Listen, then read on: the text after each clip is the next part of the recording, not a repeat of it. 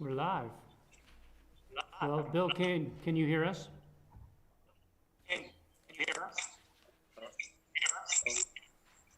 Aloha. Whoa. That's gonna be difficult. Bill, a lot of alohas came out like an echo.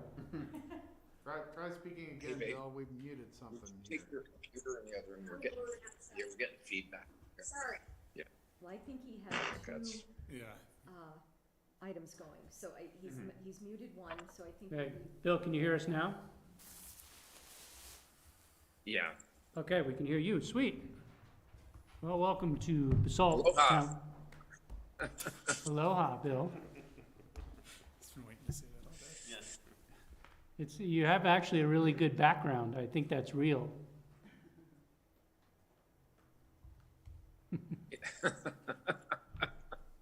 Recording in progress. All right, now we're good. Yes. All right, so this is Basalt Town Council. This is a work session. And today we have Healthy Rivers and Streams from Picken County, and we're going to talk about the Whitewater Park. So Ryan or you guys, whoever, want to take it away.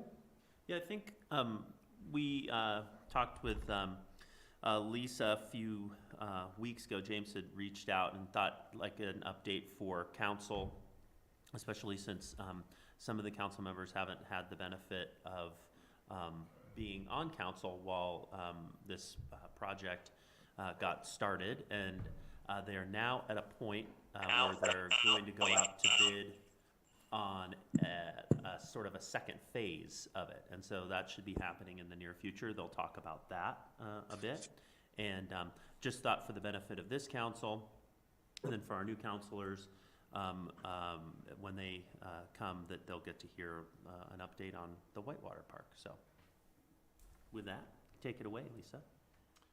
Yeah, and I'll just give a quick kind of recap of where we are on the Whitewater Park.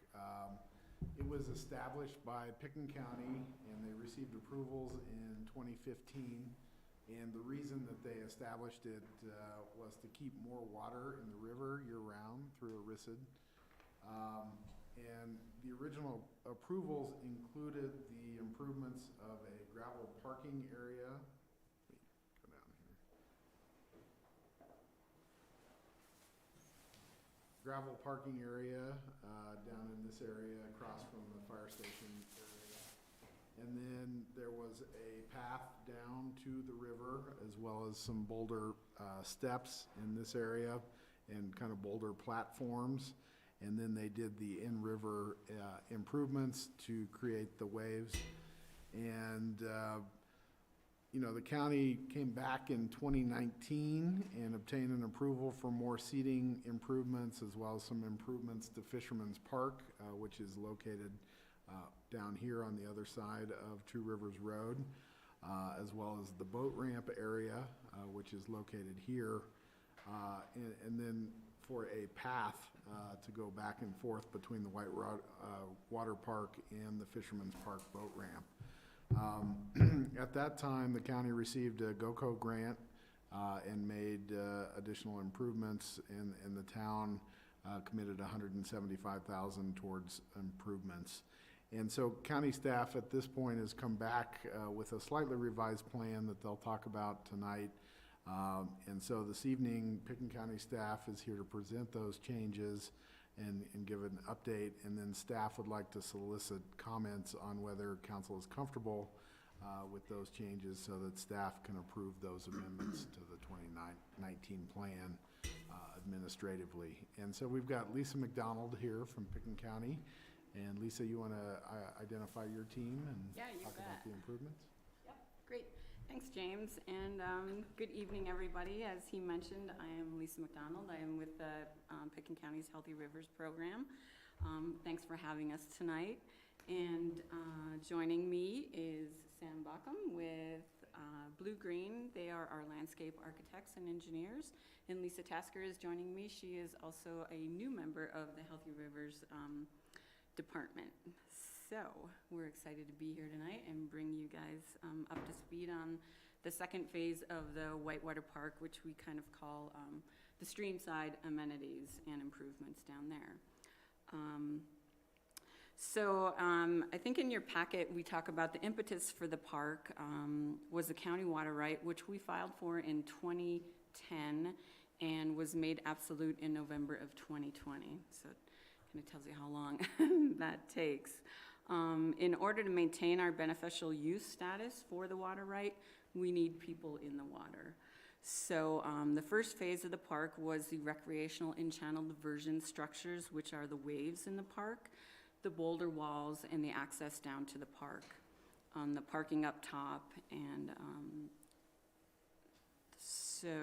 and the access path, yep. The second phase, which we're calling the streamside amenities, we are presenting to you tonight.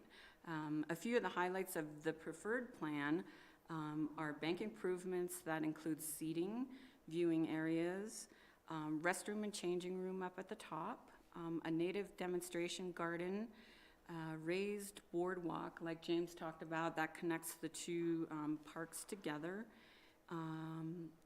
And those are the kind of the highlights of the plan. We are also making improvements to the boat ramp area. That includes safer parking along Two Rivers Road. The park's become a popular place, as Ryan has attested to, with diverse users, a diverse user base that includes stand-up paddleboarders, kayakers, boogie boarders, anglers, and even people just walking down and having lunch and walking their dogs down there. Let's see, so back in 2018, I think it was Sam and his team, we held numerous stakeholder meetings that included anglers, educators, cyclists, mobility challenged users, birders, the town's post members, along with your fire and police departments, to work on a preferred plan for the park streamside amenities. That plan was finalized and presented to the BOCC and the town council at a joint meeting here in the fall of 2019, where both boards approved the design, amenities, and planned construction. And like James mentioned, we also applied for and received a GOCO grant of $350,000. And both BOCC and the council passed resolutions authorizing that grant. GOCO staff and the GOCO board generously extended our grant funds to December of this year, so of 2022, so we need to use those funds or we will lose them. And as James mentioned, the town has also committed funds for the streamside improvements. So as with everything, and you're well aware, in 2020, all essential construction in Picken County was put on hold due to the pandemic, as well as budget concerns, because our river fund is based on sales tax. So when everything shut down, we had major concerns that we weren't gonna receive any funding, for a while. But now we are back at a healthy fund balance, we feel, and so we are gearing up for construction of the planned amenities. The plans presented to you tonight are in final form as they were in 2019 and approved by both the BOCC and the prior council. There have been some reductions to the scope of work that Sam will talk about due to the exorbitant increased construction costs. And I'm sure you guys have all heard that song already. We are meeting with the fire department staff and Chief Knott next week to go over the plans as well again. So I think with that, I will turn it over to Sam to kind of dive down a little deeper on the designs. Great, thank you, Lisa.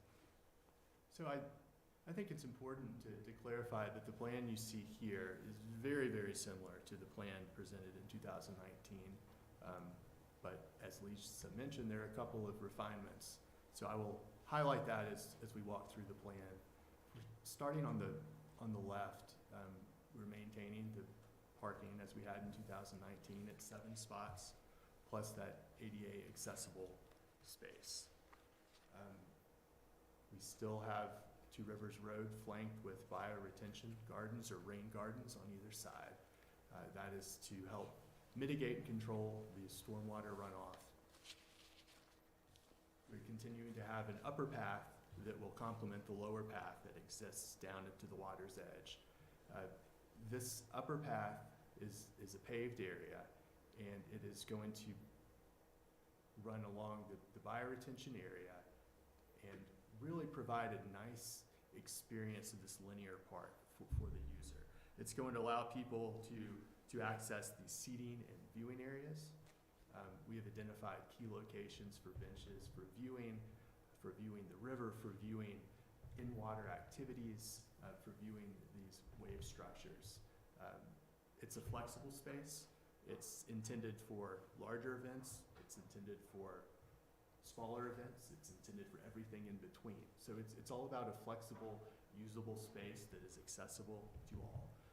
That goes back to our user groups, and that's really one of the things that we heard is, we want a safe place with improved access that is available and usable to everyone in the community. So with that said, we will continue past our emergency access, very important feature. And as Lisa mentioned, we will be circling back with fire and police next week. But that will allow access, quick access down to the water if and when that is required. Continuing on along the plan, we still have this boardwalk in place. This is just a fantastic part of this project, working through the riparian conditions on the riverbank. It's slightly elevated. It's a dynamic environment. It's going to change, low water versus high water and everything in between. Floods and droughts. It's an amazing amenity, and it's for pedestrians, it's for birders, it's for educational groups, for the casual passerby who maybe not be comfortable in a kayak, but they still want to experience the river. That is what we are creating for them. And walking along the boardwalk, you get to the boat ramp. The boat launch, this is going to be improved over the existing conditions. We're really focused on safety, and we are adding additional formalized staging and trailer parking turnaround area along Two Rivers Road. So in a nutshell, this is identical to what it was in 2019. I think the biggest change has to do with the phasing of the planting. Due to budgetary constraints and availability and so on and so forth, we are proceeding with installing irrigation, the appropriate planting amendments, and then the trees to get the structure in place. And then at a later time, that will give us more time. I'm working with Lisa Tasker here to focus on more of a nuanced planting palette. We're looking at a demonstration garden. It's an opportunity for the community to learn more about native plant material. So that is one piece that will not be implemented this year, but certainly is anticipated to occur in the future. Aside from that, there have been minor adjustments in the stream side seating. We still have benches. We still have plenty of opportunities for people to sit on these gabion benches and observe. The one thing that we have reduced, or eliminated rather, would be these cantilever decks. They were between 15 and 20, 25 feet in length, and they were positioned for optimal viewing of the wave features. We have replaced those with a more efficient and equally comfortable gabion seating. As far as materials go, this wall, which is required to allow us to navigate this very steep embankment, it's going to have a gabion basket veneer, very similar to what you see at the sign out on Highway 82, the underpass with raft to stop. It's part of the local vernacular. We're continuing that. It's of the place. It's of the river. It's going to be filled with river rock. So the materials are going to acknowledge the river and complement what is currently found around town.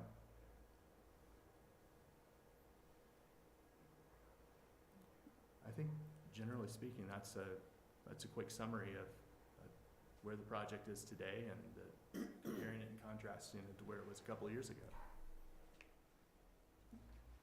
Does anyone have any questions? Because, the big questions I have is, I think I'm okay with the changes because I do understand the amount of money this all costs. My biggest concern is who's managing all of this? Have you guys worked out a deal between the town and the county on this, like the restroom and other things? As far as the project management side of it, No, or the not the maintenance pro, side of it? I'm talking about like, Maintenance, yeah. like you can get it installed, but who's gonna, you know, cause, an elevated waterworks awesome, but we have them and they take maintenance, and the restroom obviously needs a lot of maintenance, so I just wanted to know if you guys worked out that deal. You know, I think in the past, we had talked about, Public Works, I know, maintaining the bathroom on a regular basis. And I don't know that we got as far to go all the way, you know, kind of trotting down toward the put-in at Fisherman's Park. So I think there's, still, you know, a bit of question, there on that, unless there'd been, a finalization, in that, James, that you were, okay. No, we really haven't had the conversation yet about maintenance of the boardwalk. That's still to be had. Well, it's maintenance of all of this, cause I mean, if you're gonna put are you still doing the irrigation? Yes. Yeah, so it's maintenance of all of that, and I'm okay with, you know, working it out with the town, but there's obviously always a cost involved in doing that, so, and restrooms, obviously the town maintains the restroom at Fisherman Park, but, I mean, that's significant, and this is gonna be really, you know, accessible to a whole lot of people who just go, hey, bathroom. And we talked about the bathrooms, Keeping them they're- seasonal they're- too. There's yeah. gonna be seasonal, they're gonna be closed for the winter Okay. during the, so that'll help a little bit. Yeah. And we've talked a little bit about, you know, entering into an agreement with the town on the maintenance and stuff, and we've talked with Matt and, Boyd, maybe? Boyd, yep, right, yep, about even the materials and stuff, because they had concerns about, you know, maintenance and what that would look like and everything like that, so they were brought into the conversation originally too, so. But yeah, we definitely wanna enter into some sort of agreement with the town on that. As long as you're working on that, and then the other thing is, I just see what the plow spoils, planting stuff on the side of the road with the plowing that happens in the winter. Just be aware of that. It can take out things pretty quickly, cause they don't always see the edge of the road. So, I mean, I like the idea of having that, you know, kinda capture some of the sediment and all that stuff. It's just, I do know in the winter, it's gonna be tough. It's gonna be tough for people to avoid the edge, Mhm. so. Anyway, I see what happens even in my cul-de-sac with plowing. That's right. They've taken out pieces of Do you my, have rocks or anything yard. that you're gonna put in there, Um, like large ones?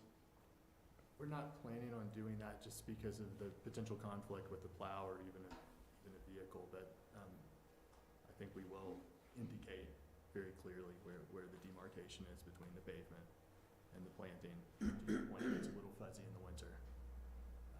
So, yeah, cause they just can't see, and like this winter was tough, and I just watched, you know, they're trying to clear out a whole lot of stuff, to get to school and everything, and they're just gonna, I just don't want it to take out all that lovely plantings that happen on the side there. Because, you know, they gotta plow, but, I mean, the idea of capturing all this stuff is a good one, so. Just, if you could put that in the plans, cause I'd rather figure it out with Boyd now. So all his guys kinda understand when they go through that area, cause they're moving when they go through Mhm. this section. Yep. So anyway. And so, anyone else have? Yes? Well, I had a couple of comments. One, are we confident that we have enough money left to do the things that are left to do? Because I know that there was some reworking of the in-river features for some reason. I guess it didn't work as it was supposed to, or the water wasn't right or something. I don't quite understand these things, but are we confident now that we're not gonna have to do that again and we still have the finances available to do these other phase in? Right, yeah, they're separate line items. We have a contract per our U.S. Army Corps of Engineers permit, so we can go in and make adjustments even per, if CPW required us to go in and do something at the, at the waves, or if there was an issue that they came up with. So we're covered until at least 2023 on that. So we have funding available. That's a separate line item. Okay, So we have, and now we have funding, we've rolled over for a few years on the streamside amenities, so they're two separate items. okay, gotcha. And then I'm trying to understand, what is going on the opposite side of Two Rivers? Is that planting supposed to match? And is that gonna be, how is that gonna be demarcated? It seems to me that it might not be obvious that there's a specific stretch of road that's like nothing, great planting, nothing. Right. Yes, so that's the intent, is that is the bioretention planting on that side of the road that continues. Currently, there is an existing grassy area, berm area, so it's not a huge change to existing traffic flow and conditions. It's just more of a formalization of it with the increased planting to facilitate the drainage and stormwater filtration. And why are we facilitating drainage and stormwater filtration in that particular section and not any of the rest of Two Rivers? Right, because there is an opportunity to do so with that existing buffer. Okay, so in a perfect world, we would do it all up and down Two Rivers. Sure, yes. In my perfect world, it would be. Right. Yeah, Gotcha. it kind of helps focus you that you're there too, because there's a change in vegetation. This is a landscape architecture, That's true, right. yeah, which is kind And of would nice. there be any signage on Two Rivers? For the actual, that the park is here, or, Well, sort of denoting that stretch. I mean, I guess technically, isn't that whole stretch considered the park? it is. How we're thinking of it? Haven't thought about that, though. That's a good point. I mean, we'll have signage. We're developing signage, for the park itself and then down at Fish Park. But we hope to have like a monument or a stone or something out there that has the name of the park, and, maybe a cross, I think, from here-ish, or, Right, yeah, we have been working on the overall signage. right, yeah. So I think There's gonna be that would cover. a big sign right by the restroom, kind of in Yeah. that particular area, for example. So when people get out of the parking lot and walk over, they'll see that right away. And will that coincide with like what our signs are? Yeah, we'll have to work with Post, because we're working on a sign program, so we'll have to make them kind of coordinate a bit, but we can work on that. Elise, are you kind of more referring to signage on the side of the road that kind of identifies, that the park is up ahead and we haven't considered that at this point, but it's probably a good thought to think about. Are there any educational kind of activities going on there now or envisioned for the future? Because it seems like it would be a great spot, kind of get people in the water learning, or even learning about what's on shore. Anything like that going on or planned? I think that's part of our sign program. We wanted to have a little, not even a kiosk, but something that talks about the water right, education, all of that. I know Roaring Fork Conservancy brings kids down there, or they used to. I mean, I don't know if Megan is anymore, but I know Liza Mitchell used to take kids down there, and she was part of our stakeholder team. So she was excited about the fact that, we were gonna improve it, And I've seen the kids from school heading Come down down there, there, yeah. doing, Yeah. studies on the water and Yeah. finding little invertebrates. bugs, and yeah, things like that, yeah. They learn how to boogie board in there or anything? Is that, That's on their free time. that'd be cool. That's a pretty big, I mean, Brian's teaching. it's, in the summertime, there are a lot of kids, including my own, down there swimming, and I've seen you across the river, and I think you can attest, it gets pretty good attendance. Good use, yeah. Yep. Once it gets lower. Our kids tried higher. got crushed. Yeah. Different crowds at different levels. Different crowds at different levels. I'm showing up at the Hey, lower, Gary. lower levels. Yeah, go ahead, Bill. You know, maybe a couple thoughts. You know, I guess from the top, I mean, if we get up a couple hundred feet and kind of assay our sort of resources here, you know, I've always felt like if we had a sky hook, this would be a fabulous feature to locate right in front of River Park down, you know, in the heart of town. But this is the hand we're dealt, and, you know, the river hydraulics and all kind of dictate that this is the location for our whitewater park. But what it feels like is that, and this is for planning staff in all of their free time, at some point is to start thinking long range about what the story is, what the wayfinding strategy is here, and what these walkways look like to connect a series of river parks that we have now. So we got this whitewater park, we're gonna have River Park, we have the library park, and Albany's not too far away. And so it just feels like, you know, we do have this sort of potential for the classic string of pearls if we can think creatively about what the pedestrian experience is going to be like. You know, ideally, you would love to see a little riparian trail along the river. It's fraught with difficulties like private property and getting across the frying pan and building floodway obstructions and all sorts of, you know, nettlesome problems. But there also might be a way to, at minimal expense, really clarify the pedestrian experience to get from our river park to this one, and start thinking about our parks as a community of experiences that visitors or residents or anybody can get to on foot and kind of experience the river environment. And, you know, I think it would help to drive a little more body heat over onto the library park. You know, someday maybe we get a pedestrian bridge, but the existing bridge isn't too bad either. So anyway, just a thought for, I mean, certainly not in the scope of what we're talking about today, but I think that, you know, our response as a town to this great opportunity is to start thinking how these guys link together. So anyway, I would just follow that up for the planning staff to be thinking about, again, in all the fabulous free times that James has these days. We have a new director now that you can, with all her free time. Well, and I think, Bill, to your point, you know, we've been so focused on building these amenities. We will complete the river park substantially this year.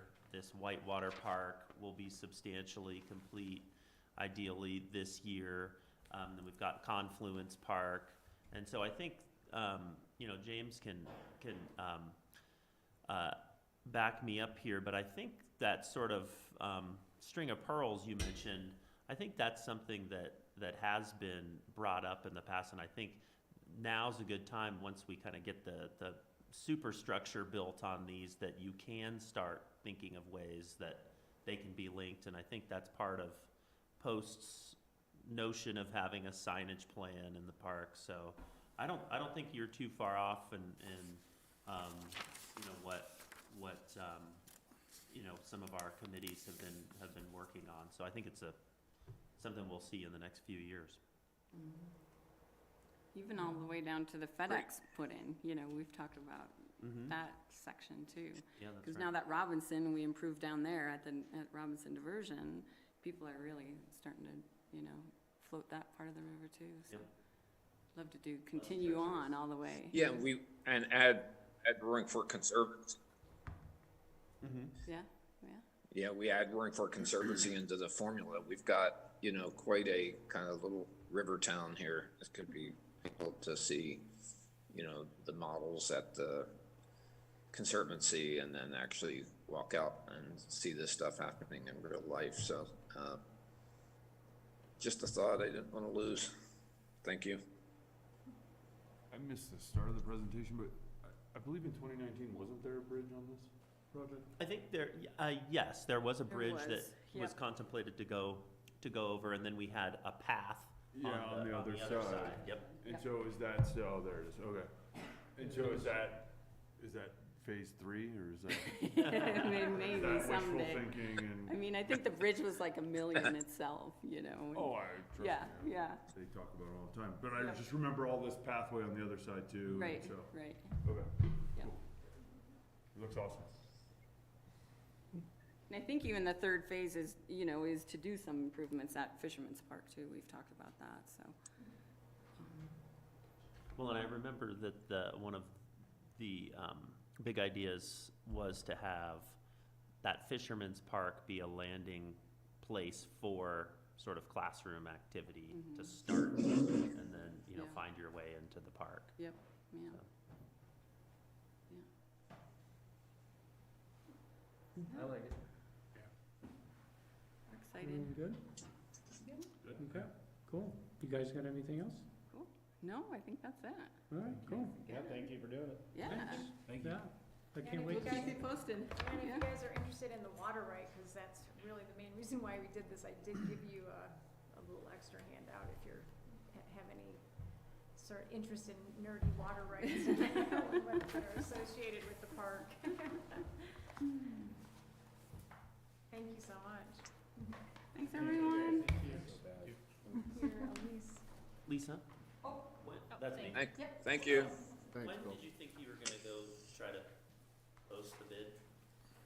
End of May, 1st of June, I think. Yep. Thanks. I hope we get somebody. Yeah. That's the scary part right now. Yeah. All right, you guys have a good night. Yeah, Thanks. thanks for coming. Thanks. Do we have anything else in the work session, or? No, that was it. Okay. We'll take a break.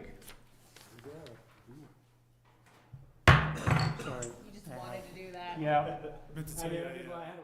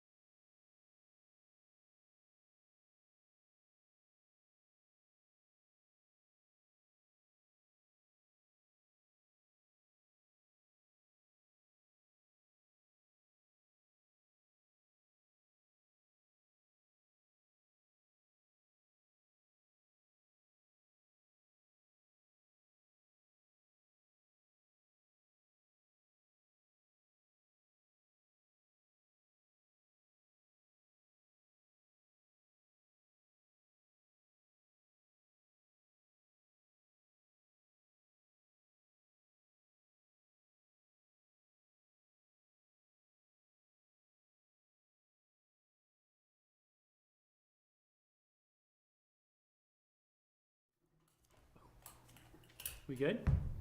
Sweet. Hi, everyone. Thanks for coming to the Basalt Town Council meeting for April 12th.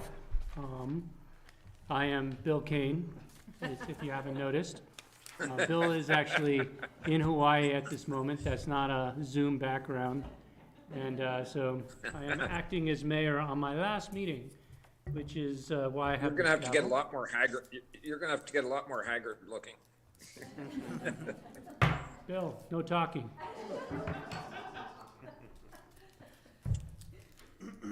Cool. Well, what do you want me to say about this public access to the meeting and all that stuff? If you'd like to read that little statement, You suggested for it, but okay. So, tell the mayor what to do. access to the Basalt Town Council meeting can be found at www.basalt.net under the Agendas and Minutes tab. Click on the February 22nd meeting packet to open. On the meeting access instruction page, click on the link to join the webinar. We're also streaming it through Grassroots. Thank you, Grassroots. And that's on YouTube, and it's also on the agenda how to just watch it if you don't want to participate. And so, with that, I'd like to call the meeting to order. Can you call the roll? I would be happy to. Thank you. Let's begin with Bill Infante. And here. Glenn Drummond. Here. David Knight. Here. Elise Hoddle. Present. Ryan Slack. Here. Bill Kane. Here, not present, but here. And Gary Tenenbaum. Here, and Thank you. present. The A-team is somewhat present. Cool. So the next item on the agenda is the consent agenda. Is everyone good with the consent agenda? Motion? Mayor, I move that town council approve the consent agenda as presented. Second. Double second. Okay. I'd Any, like to make one comment. Sure. I just want to thank Motors on Midland.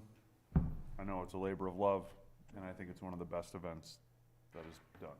So, thank you for continuing, and partnering with PEG is awesome too. Yes, we'll give you that. I'm gonna use this. Okay, so, any other discussion? All in favor? Aye. Cool. Aye, Aye. aye. Well, I forget about you on TV there.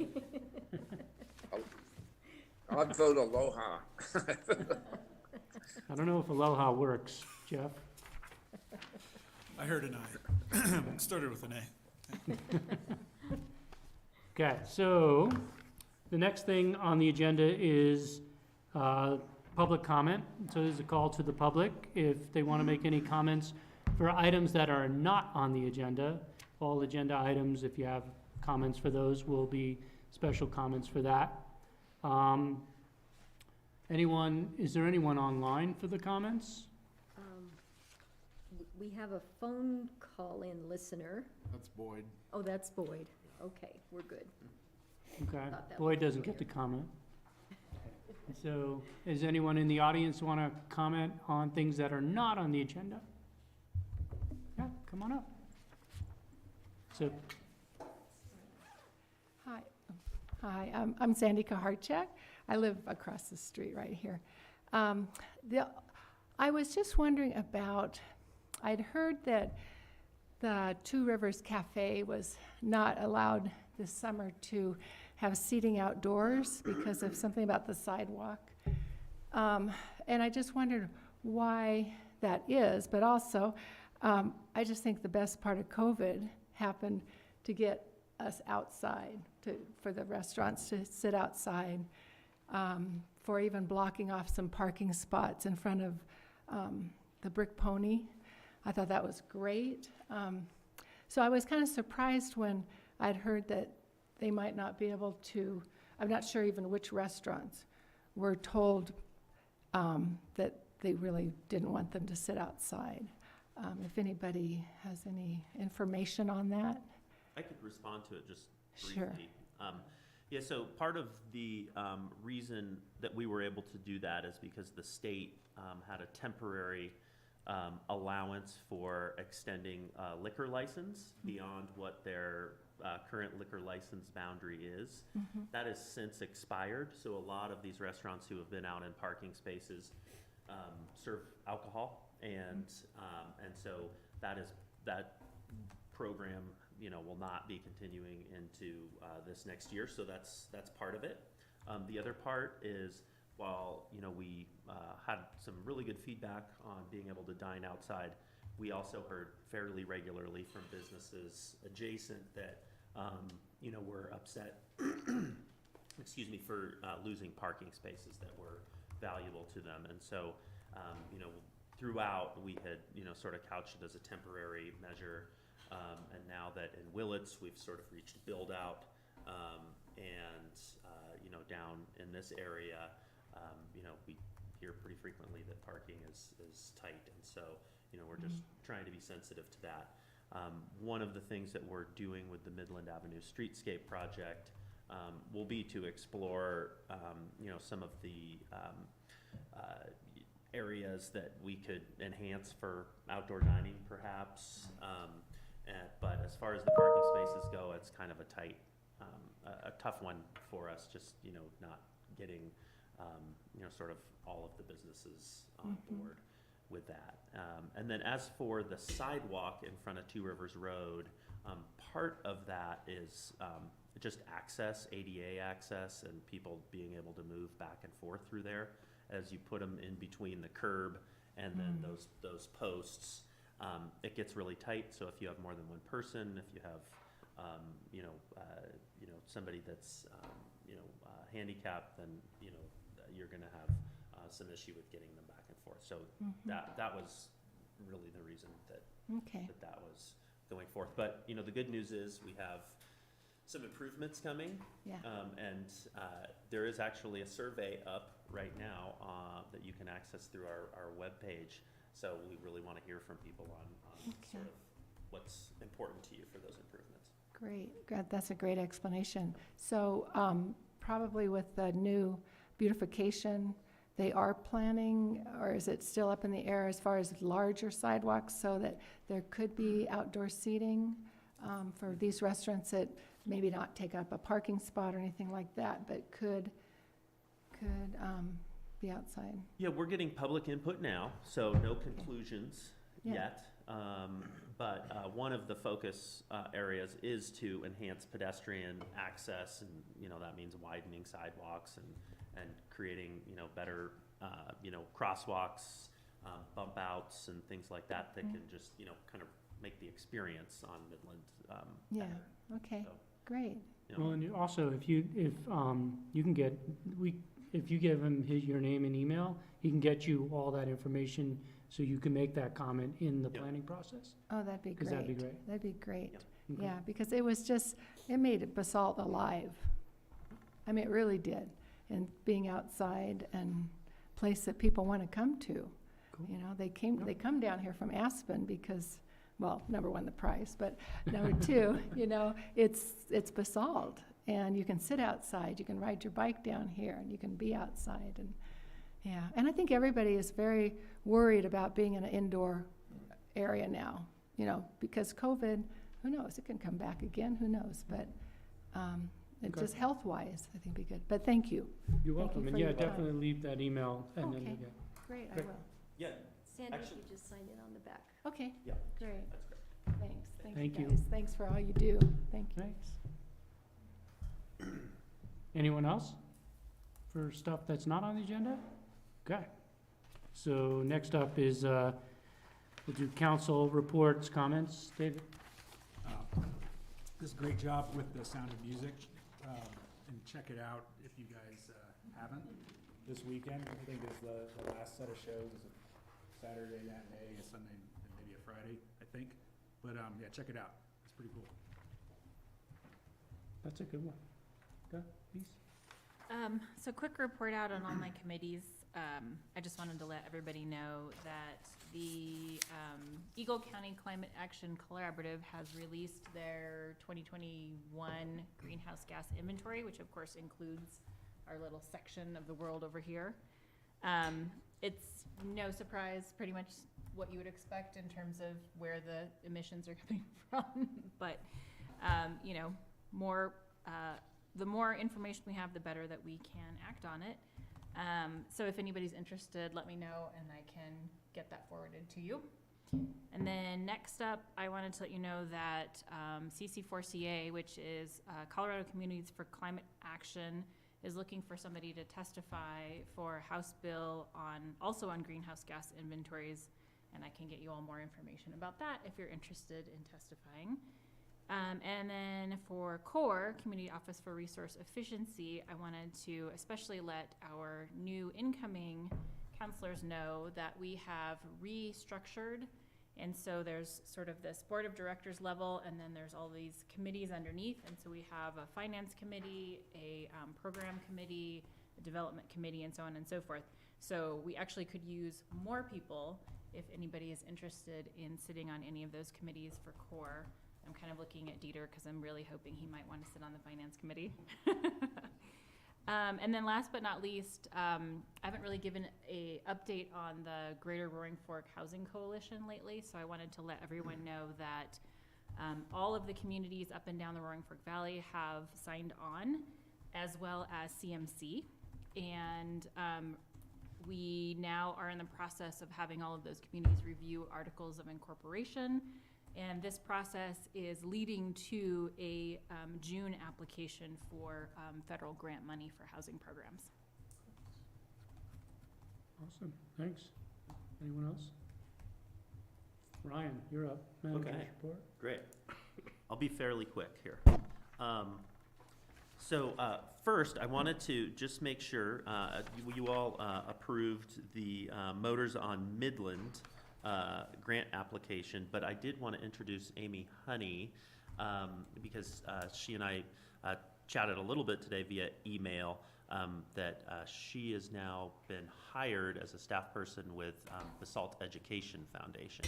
So they will be the beneficiary of that, and I think Motors on Midland, from what I heard a little bit, they're really looking at trying to expand the offerings and really make it a community event this summer, so thanks for all that effort. Amy is related to Ryan Honey, so anyway, welcome and thanks. Thank you. Yeah. And then second, just a couple updates on hiring. As I had let council know, we did hire a planning director, Michelle Bonfils Thibault, and she will start on April 25th. She lives here in the community and has been working up in Aspen, but has been also sitting on our Planning and Zoning Commission.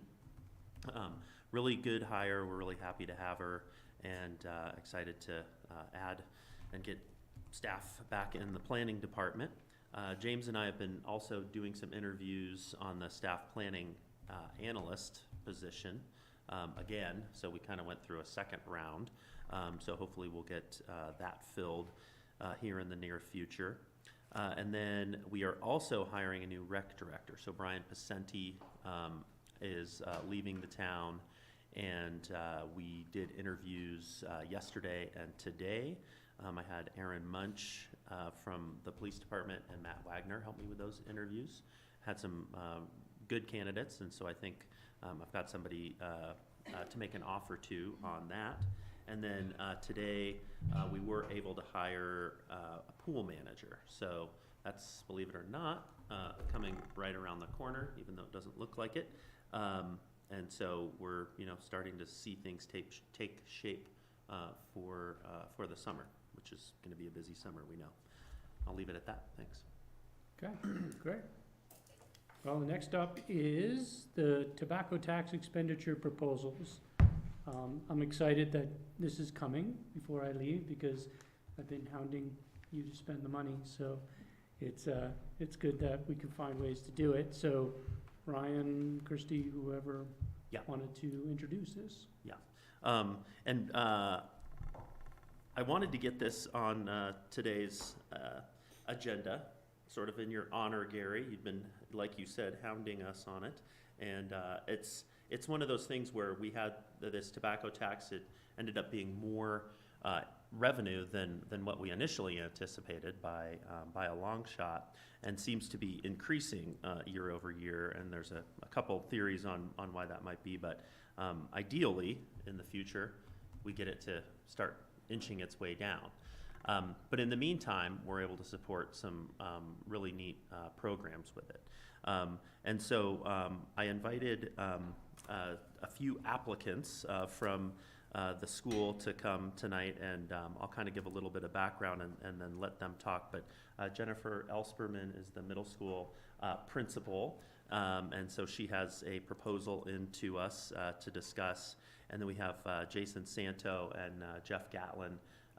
Jason is the athletic director at the high school, and then Jeff is the COO, is that your title, with the school district. And so have some one-time spending that we're thinking through on that.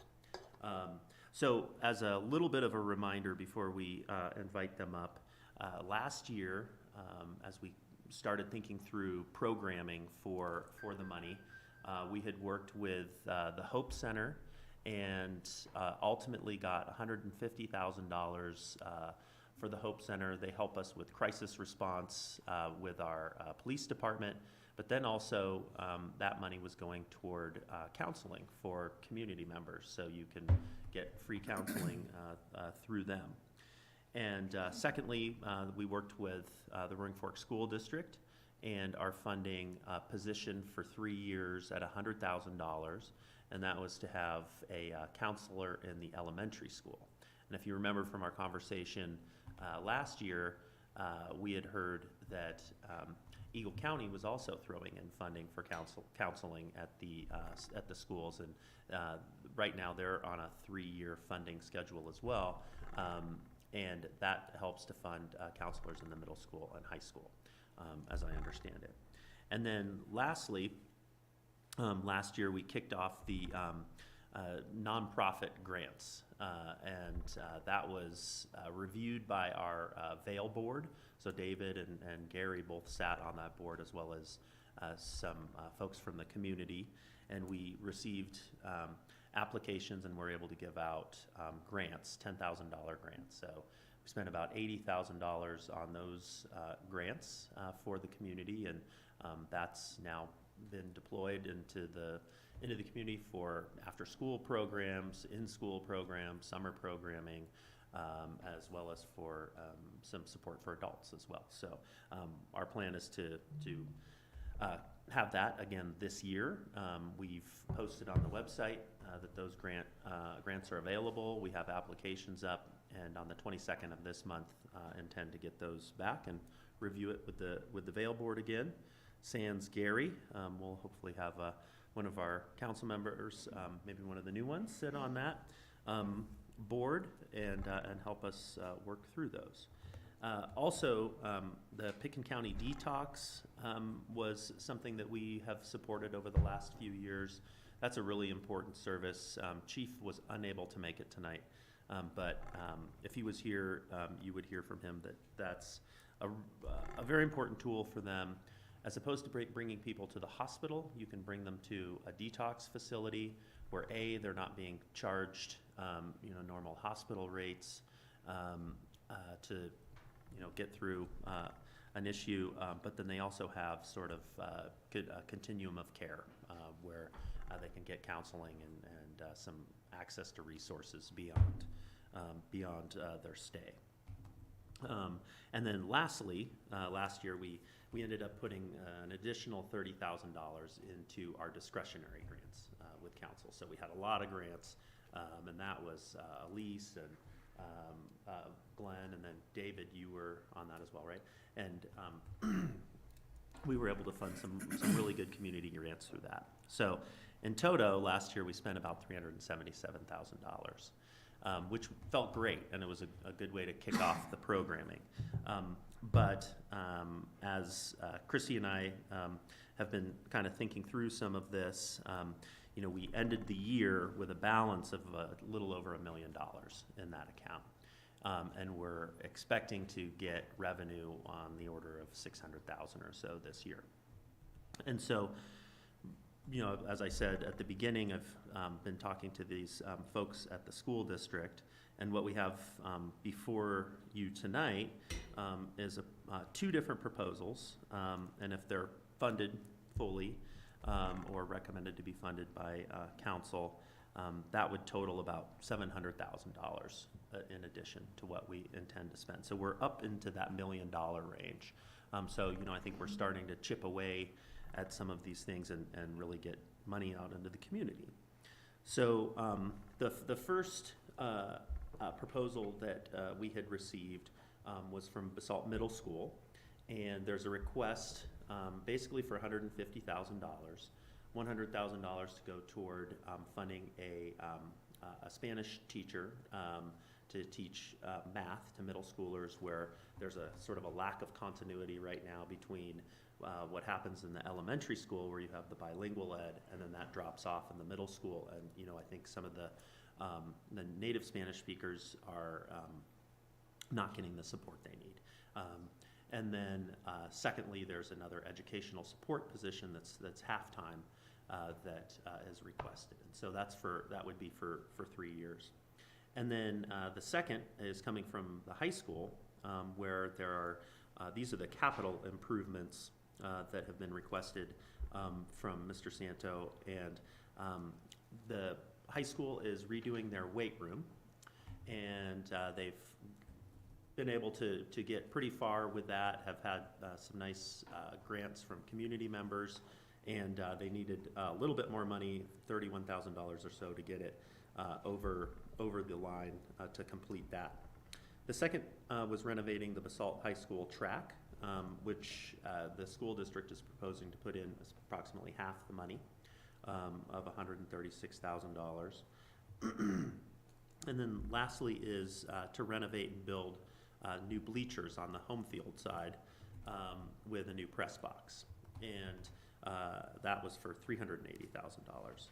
So Jason and I will say on these ones, when this was first presented to me, you know, I needed to know so that I could present to council, well, how are these things tying back to the intent of the tobacco tax? And I think what we're settling on here is that, you know, it's mental health mitigation ultimately. And to have kids have opportunity for activity, whether it's in the weight room, and I, you know, quizzed Jason on this, like, you know, I want this to be as you know, affect the broadest audience of our kiddos as possible. And, you know, he explained that, you know, the weight room isn't just the football players. You have PE classes going through there, you have soccer players and volleyball players, and so there's a lot, you know, more or less anybody that's involved in sports or some of the exercise classes are being able to touch that facility. And I think that there's a pretty clear link between mental health and you know, this physical activity. Same goes for the track. The track is in need of being rebuilt. Right now, they're not hosting track meets there, as I understand it. So this would, you know, have that ability to, you know, increase that activity. But then also, it's available for the community, so people can go up there and walk. We can do recreation events there, but then of course, kids are running track on it and things of that nature. And then finally, the press boxes. That one for me, I was, you know, questioning, well, how do the bleachers, you know, kind of play into this? And you know, one of the things they're doing is they're putting a new scoreboard in that's already paid for and being installed this year, and it's you know, it's got a screen on it.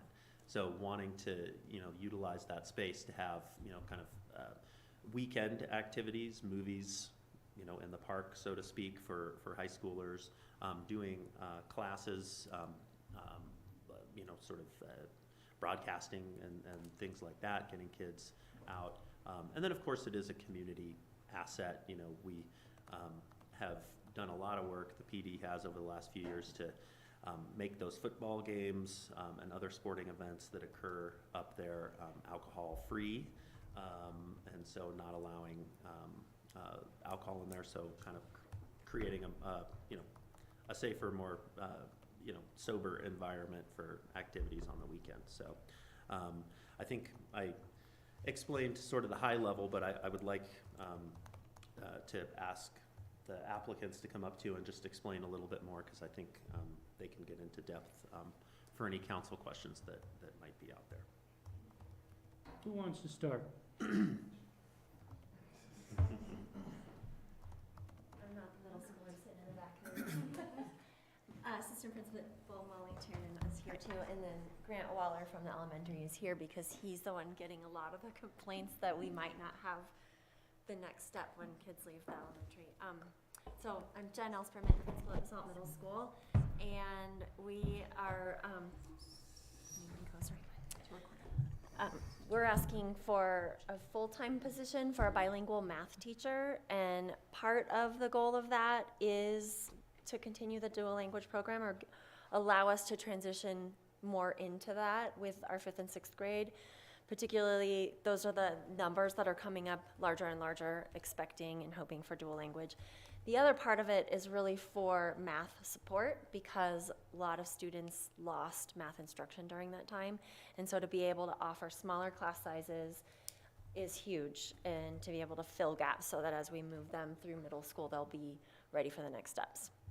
And then the other component of what we're asking for is academic support position, but it's a different kind of academic support, because it's not just intervention for students who are really far behind in their academics. It's really for meeting so that every student in our school gets to meet the goals that we have for them.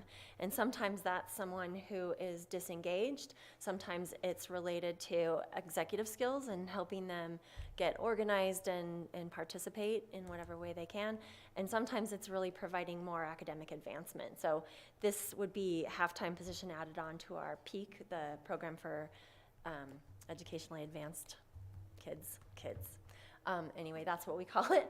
And so it would be a half-time position with that, so that the PEAK teacher would be at school full-time, providing all kinds of other academic support during the time they're there. Molly? I'm here to help answer questions. She sort of touched on all our main points. I can explain a little bit. We are, to be considered a dual language middle school, the model looks different than an elementary school. So what we'd like to do is focus right now, in education, EduSpeak, kindergarten through 6th grade is elementary. So we are divided. We have half of an elementary school and half of a secondary school in our building to make a middle school.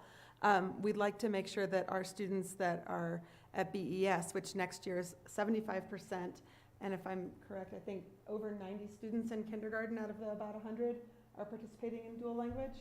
Is that? This year's kindergarten had 126 kids, and all but 6 of them were. They opt all, so 126 kids, 120 of the 126 of our future students have opted into the dual language programming.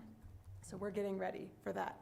And we want the model for a middle school to be considered a dual language school is different than elementary. And the bare minimum for that is to offer a Spanish language arts class in addition to an English language arts class, which we have been able, through some creative use of our funds and budgeting, we do have a full-time Spanish language arts teacher this year teaching Spanish language arts at 2 sections at each grade level, with a waiting list in the 5th grade, because that's where our highest numbers are coming from. And then we want to be, the other component that's missing at the middle level is to offer a core content class in a dual language model. So to have a bilingual teacher who can teach 1 week in Spanish and 1 week in English, the same group of kids, continuous flow of the same curriculum, but presenting the material in a dual language way. So that is the piece that we're missing to really be considered a dual language middle school in the 5th and 6th grade. And then we're hoping to continue to build that program out, because we know that our numbers, 75 of our incoming, out of our about 100 incoming 5th graders next year, are interested in participating and continuing participation in dual language. And then, as you just heard, 120 of the students that will be our students 5 years from now are involved in that. And we don't have capacity right now to have a program to meet their needs. So, Anyone got questions? I've got one, just, and I maybe know a little bit of the answer, but kind of relating this back to the intent of that tobacco tax language. You had put in your application, what your thoughts were on that, and maybe you could just talk about that a little bit.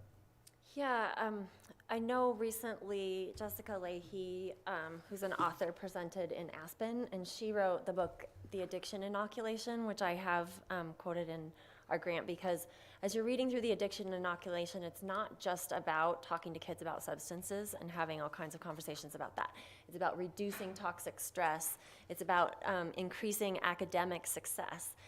Those two things in particular, over time, can really create fewer coping skills, and kids lead to other coping skills like substances. So that's part of, with both of these, part of what we're really focusing on.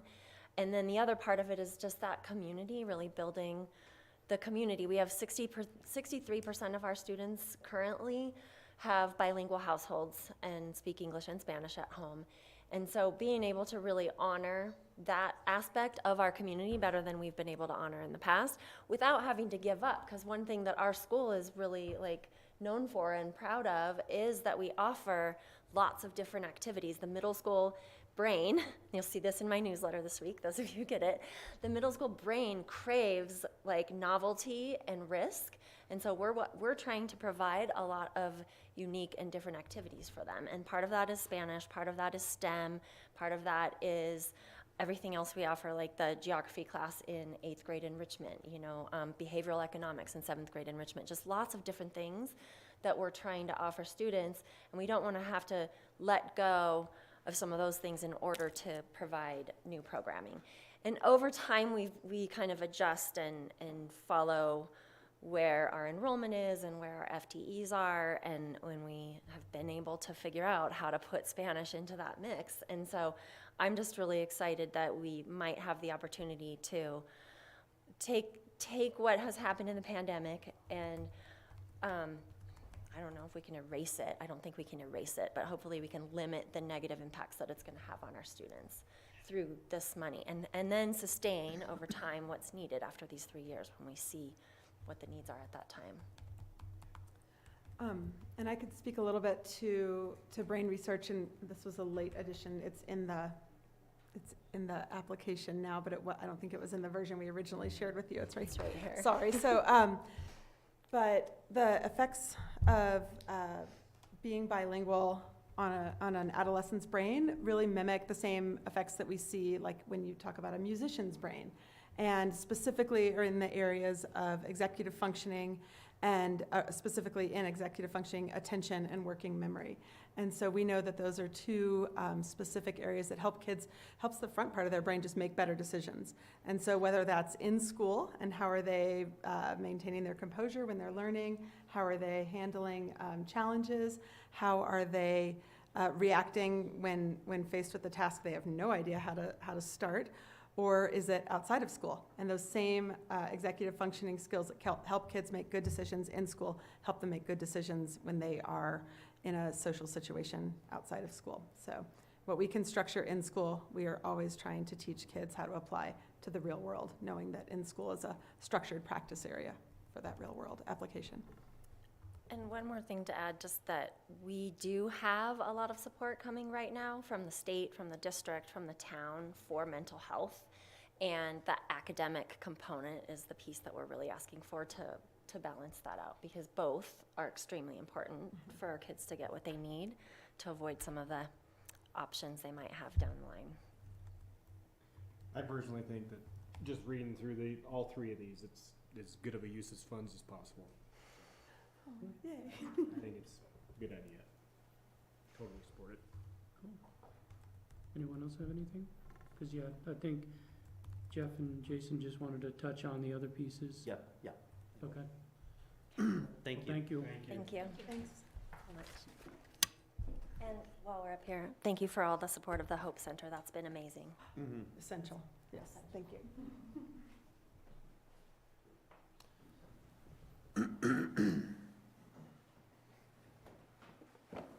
Yeah, and I didn't tell the other ones, you gotta talk into those mics. Fair enough. Jeff's loud enough. They figured it out.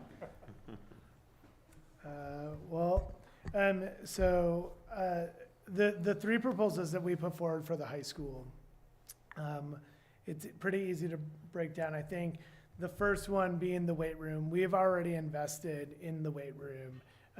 And when we finished the build out and the fix of the weight room, it was used to be 2 rooms, one which was not being utilized as anything but a storage area, and another which was a much smaller weight room with out-of-date weights that were not really beneficial to our students as a whole. We couldn't bring full classrooms in there effectively. It was hard for us to bring any of our teams in there because anything that exceeded 20 people, it became super crowded. This was extremely noticeable during COVID periods in which we just could not use that space because we couldn't adequately give them room. So what we did was we knocked out a wall, made a larger space, and removed that storage area. And what we also did was we added a garage door to allow fresh air to come in and also expand our use of the weight room. So we got more footage out of it by opening up that door. And now what we're trying to do is add on a concrete pad that will give us even more area for students to go outside, lift outside. And what we've really focused on is how do we make it as nice of a place for our students to go. And what we've done this semester for the first time is created what's called 0 hour. So students arrive at 6:50 in the morning and school doesn't start till 8:30. And they have class from 6:50 until 7:50 each morning. And what we've broken it down to is a male group and a female group, and they split the days in there. And what we've seen is this semester alone in our trial run, we've had over 35 student athletes showing up at 6:50 in the morning to begin workouts, with Officer Aaron Munches being one of the leaders of that group. The numbers will increase as we go forward next year because we've piloted it and now we can offer it as a full-time class. The other thing is our teams are actually going in there after school. Track and field is in there. Today there was actually a little bit of a battle between the wrestling team, which is out of season, and the track and field team because they both wanted to be in there. And wrestling was actually doing yoga in that space. So it was a safe space for them to be able to do that. These are things we weren't seeing in the past. We were not seeing students hanging out in the weight room and working out after school. They viewed it as a way to kind of get out of school instead of being in there and working. And so we've enjoyed that, and we think that the growth will happen within our PE department. Some of the numbers we project is over 75% of the students at Basalt High School will be using that weight room area next year.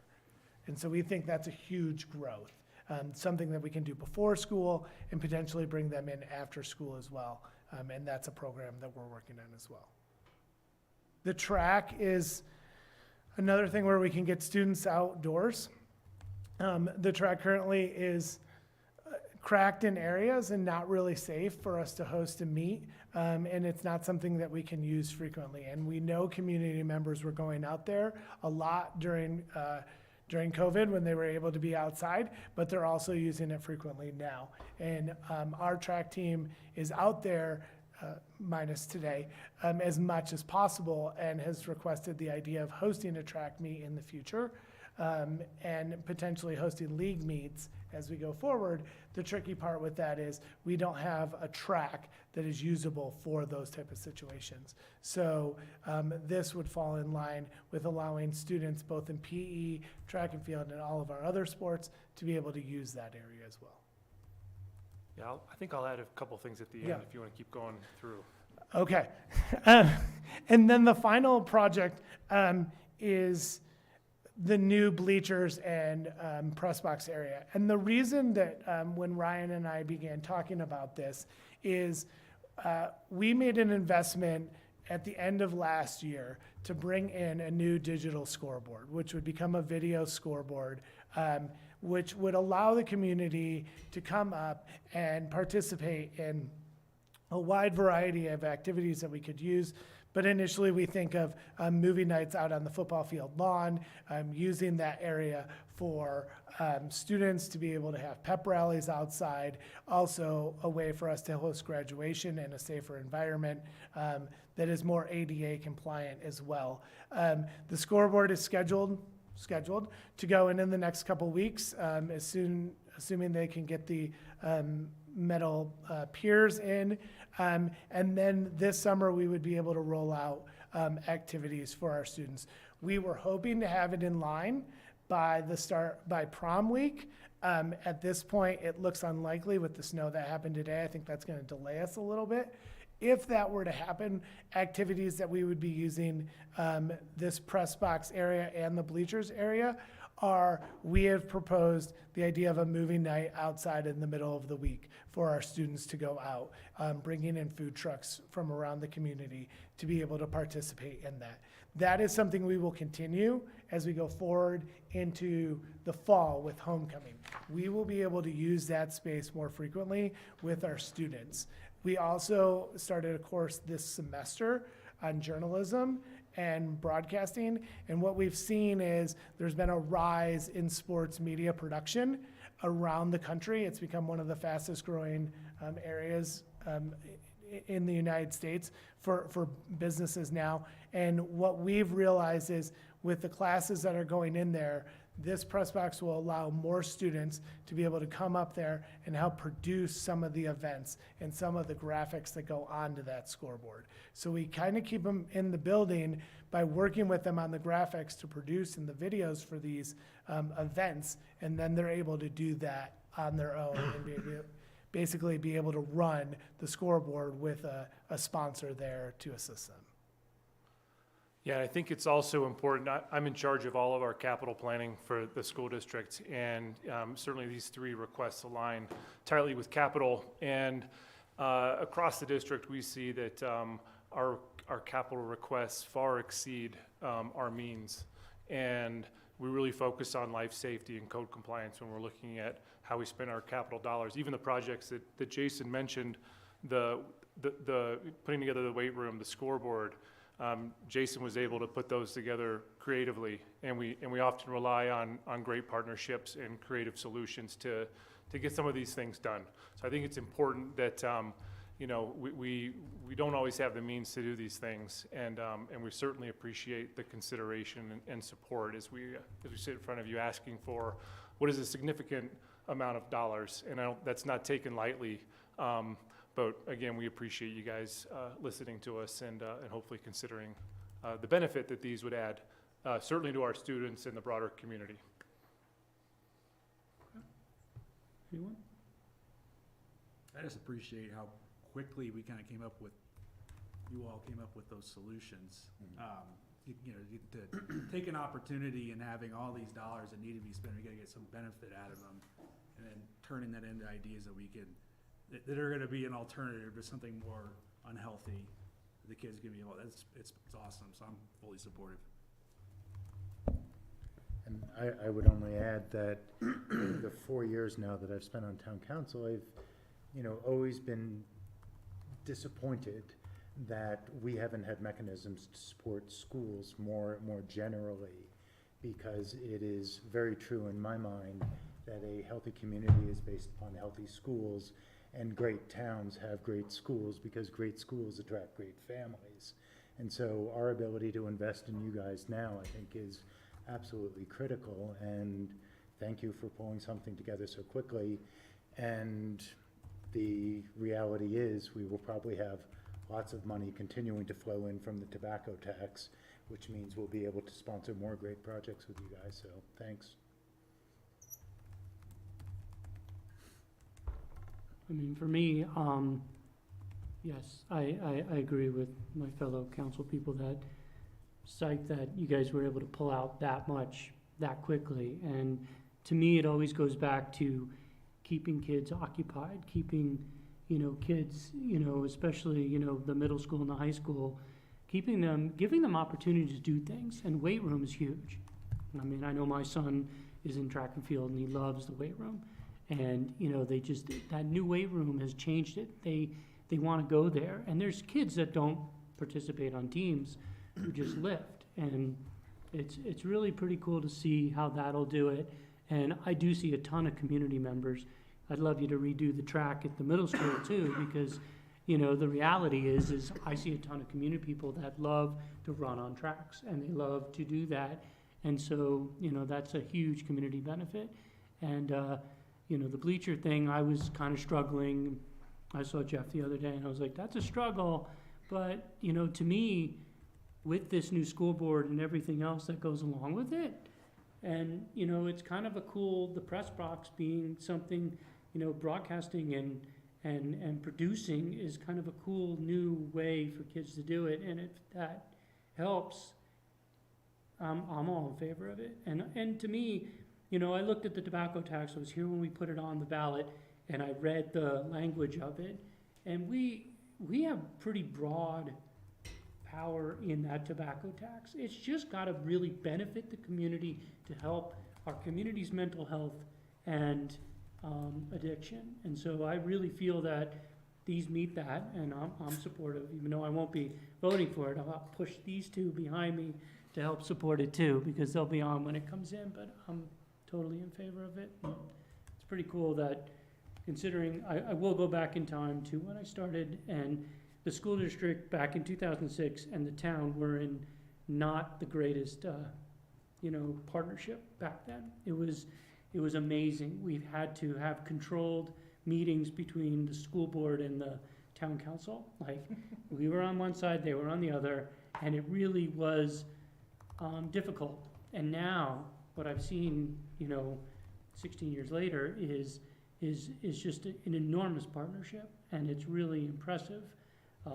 how great we get along, and it'll be really cool to see, how we can continue to fund, the school district to make it, Bill put it perfectly, good schools, good community, it's a better place to live. So I grew up in a place in New York where people moved to town because of the school district. Mm-hmm. And I think people are gonna start doing that, and already have done that for Basalt. So, thanks. Cool. I think you got good support. Great, Do we thank get you. thumbs up in the Thanks. back from the two new ones? Yay, we did. All right, Okay. thank you. Thank you. Thank you. When does it come from? We'll probably have bring a contract back. Yeah. Yeah. All right. Next up. Oh, cool. I get to do this too. You do. All right, resolution number 28, series of 2022, resolution of the Town Council of the Town of Basalt, Colorado, directing town staff to prepare contracts to purchase 4 deed-restricted stop mill lots in Basalt, and it's got James's name on it. Yeah, thank you. Let me share my screen real quick.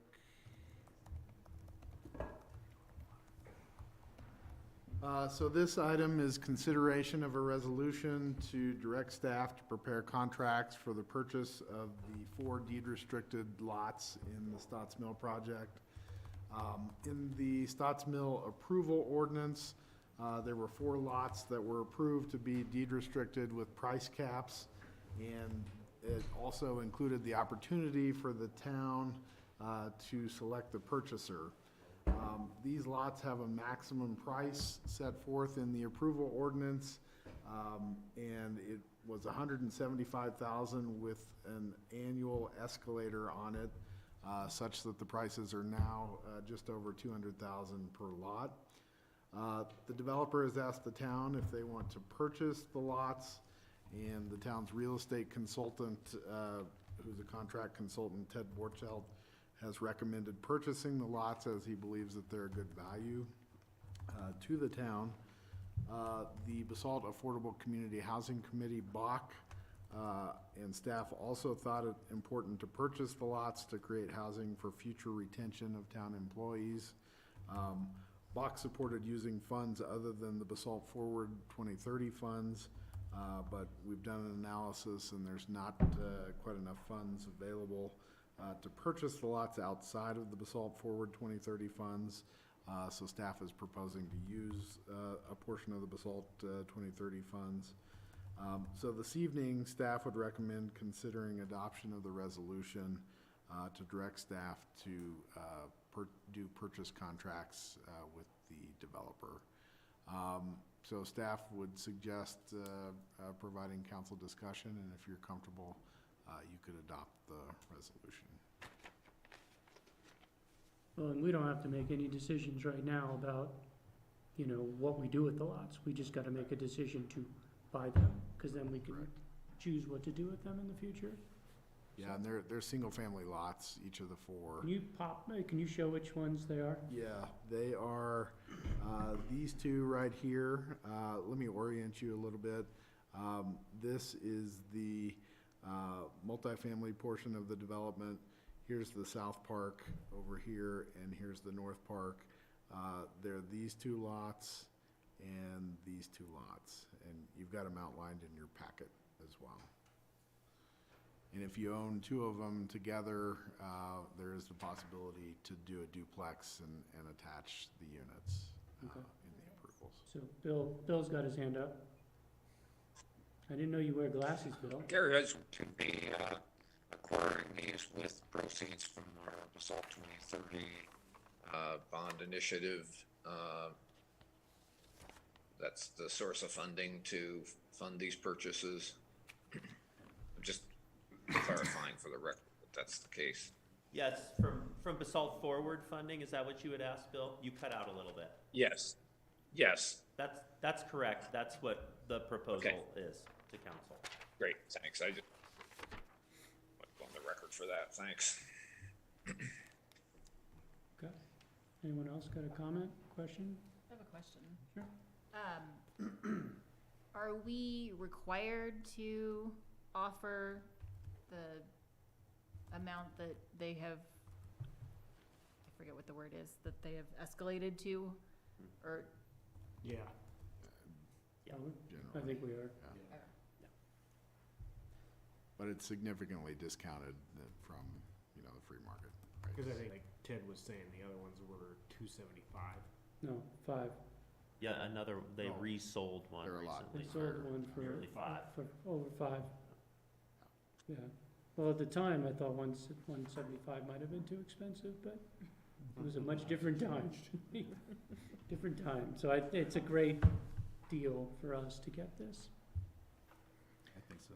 So, Mayor, I move that the town council adopt resolution number 28, series of 2022. Second. Great. I hate to slow this train down, but we'll need to do a roll call vote just with our virtual participants. So, Okay. yeah. So For if Pam can do the roll, that'd be great. Yeah. Okay. Was there any discussion before I call it? I just want to clarify what you stated, that I'm in favor of the purchase, but I am hesitant to dedicate them to any particular use at this point in time. And we're not locked in to any specific uses. Okay. Nope. We're just mine. What kind of alternative uses are you contemplating? Well, there was mention in the staff conversation of it being used to entice employees to the town of Basalt, and I'm not willing to advocate for that just yet. Got it. But I am willing to purchase the property. I was just curious about what the prospective development plan is.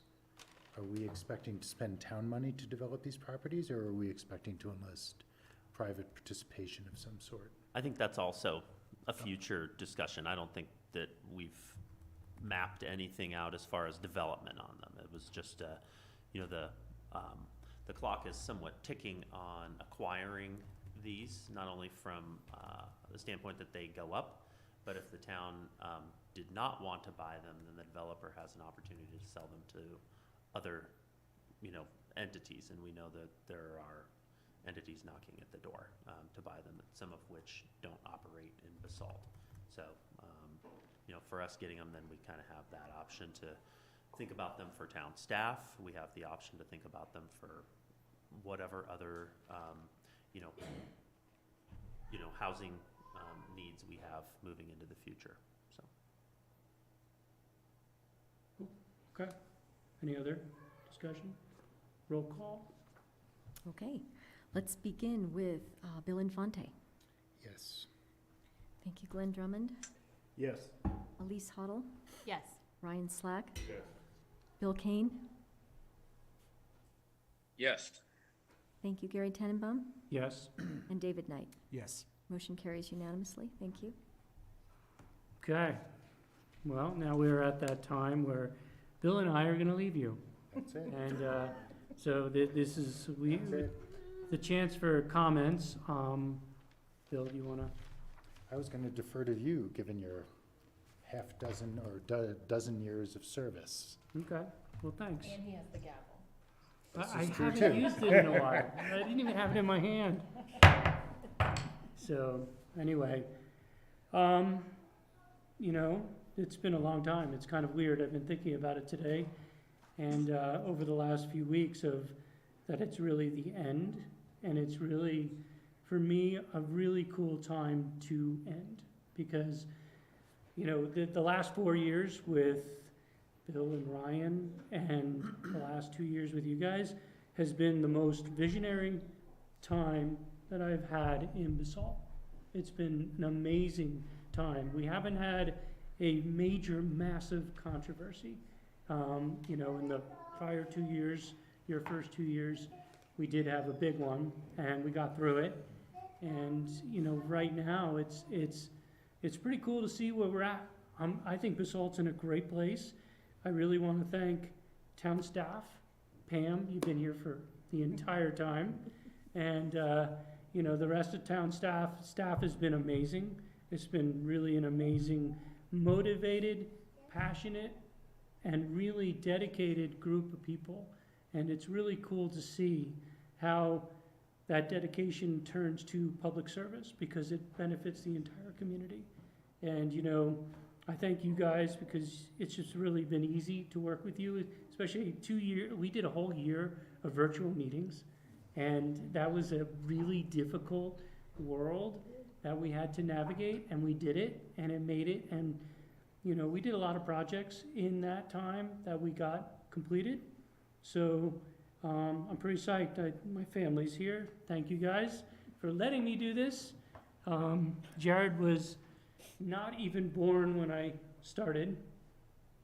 Well, it was close. No, I think it was 2006, so I ran, so he wasn't, and that's why I got into childcare, because I couldn't find any for our kid.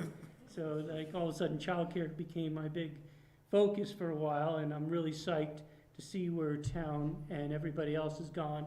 I'm psyched that the 2 new council people are, you know, people with families in the community. Childcare is a big issue for a lot of the future of this town, and thank you, Ryan, for really kind of taking over that coalition part. And, you know, hopefully you can talk one. Don't worry, I'm handing it off. Oh, yeah? There's So- 2 great people that are gonna love I know, about they're gonna love childcare it. over there. Well, that's what we did to Elise. She took on all these committees. You saw that today. She's just like, I'll take this. You got it. So overall, I really feel like this is the best time to leave. And it was great that we did tobacco tax stuff, because it's awesome that we're supporting our schools. It's awesome that we are supporting our kids in this community. And, you know, I'm looking forward to being on the other side of the table now. I'm not coming back. I'm telling you that now. I'm not coming back. I'm good. No, I'll use the gavel in a minute, but I'm good. They let me do it again. It does take time, and it's a commitment, and you guys will see, because you know, if you read these packets, this one's kind of short. It's only 148 pages. That was small. You know, some of these are 250 pages, and so it's a big commitment. So thank you all, and I really appreciated all the support I've gotten from all you guys. So turn it over to Bill. Wait, before you go, we have plaques. So since you just said your words, we'll give you. Oh, I get my plaque. Your plaque for service. That's right.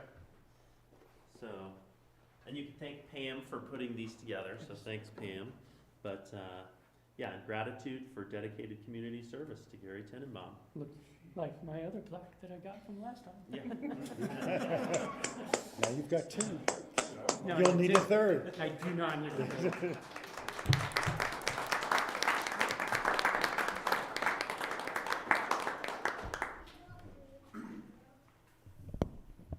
Well, like Gary, I have to share just what a privilege it has been to serve with this council and with our predecessor council that we also were fortunate to serve with. I think looking back over the past 4 years, there's an awful lot that has been accomplished that we should be very proud and I think thankful for. When I joined, my principal concerns were associated with governance and accountability.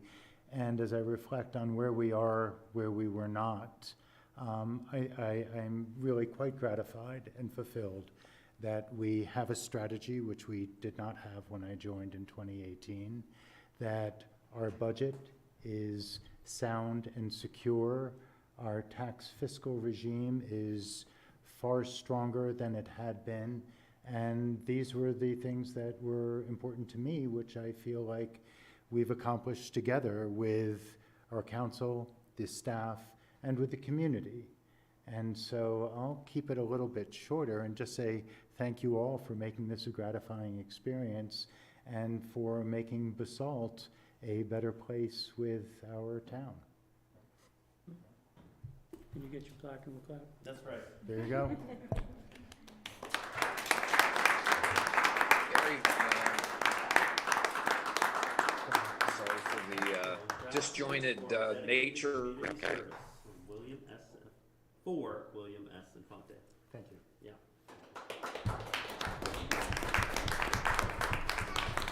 Well, on that note, Bill and I are done. I think Mayor Kane has his hand up, but. Oh, wait, Bill, I did want to sorry. say thank you to both of you guys. Yes. It has been a pleasure. Yeah, I just, if you wouldn't in mind, before previous these time guys that sneak happened. out the door, I just think on behalf of the community and as mayor, I would like to extend just the greatest expression of gratitude for the gift that you guys have bestowed on the town with your time, generous commitment of time and energies.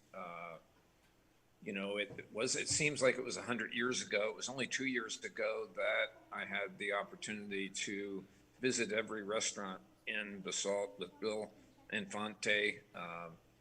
We one day didn't know what PPP meant, but 2 days later, we were educating the community about COVID funding and emergency funding and trying to stay in business. I think we have a debt of gratitude to Bill for all the time that he put in really bucking up our restaurant and business community during some very difficult times. So Bill, thank you. And, you know, it's been a pleasure for the last 2 years. So thank you, and don't be a stranger. Gary, you know, what can we say? You have been just an enormous source of support for town staff, for all of our projects. Hard to imagine we would have gotten there without you. And, you know, you've just been a great contributor to our community, and we are very grateful. And you look kind of comfortable in that chair. I would, you know, you might be thinking about that in future years. So I know you said no. So thank you guys, and wish you the best. And we'll try to carry on the tradition that you've done a great job of establishing for us. Thank you. Thank you. Thank you. Thank you. It's always a weird feeling, like you're just walking away. It's like, now it's over. It's like it's really over. Hard to say goodbye, you guys.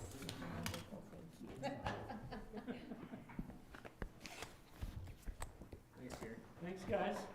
It was a pleasure. Yep. Thank y'all. Hugs. Hugs. I'm gonna begin it. Because we can do that. Thank you. Thanks, Bill. You've Thank done you. a truly tremendous job. Well, thanks for all your input Yes. and Good stuff. Pam, What? it's been enjoyable. Stuff. Oh, yeah. We'll see ya. Absolutely. So Kind of let it get out of here.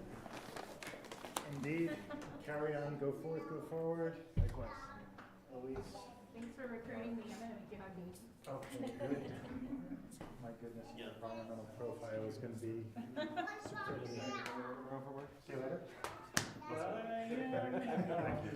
Thank you. Yeah, I'm gonna go out. Thanks, Bill. It was a pleasure. It was indeed. We're off together. We are. Into the sunset we say. Bye. See Have ya. fun. Thanks, Ryan. Yep. Cheers. Doing things out of order here.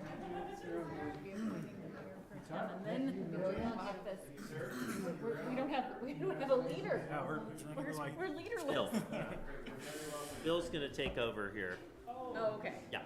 Yeah, so hopefully you can hear me well enough, but we're going to have a brief interlude here where I will be running the meeting. Then we're going to quickly turn it over to our new mayor pro tem. This is really loud. He or she. Thank you to you guys too. So our next order of business is for Pam to administer the oath of office and seat our new council members. So Pam, I'm going to turn it over to you for this next portion. All right, I'm just gonna take them in the order they are here. So Angela, do you wanna come forward? Thank you. Put that right in the middle here. I know, right? Of all people, Are they gonna right? stand here? Yes, yeah. Want me to grab two? Sure, let's, All right, Angela. come on up.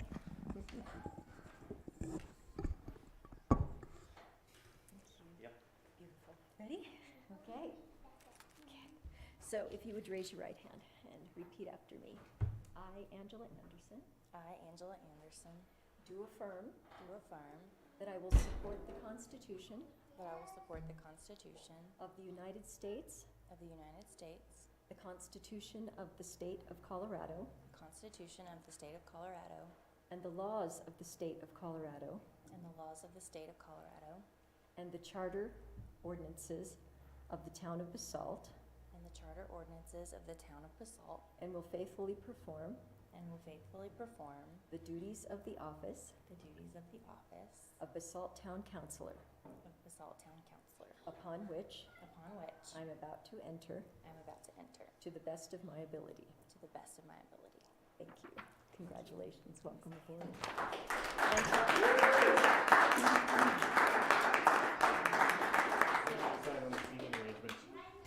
We're gonna balance out. We're gonna That's have, kinda I'll what I have figured we were lady gonna over do. here and then another lady over there. When you sign that, if you'll turn that over to me. They added Welcome aboard. some things by law to that, and Dieter.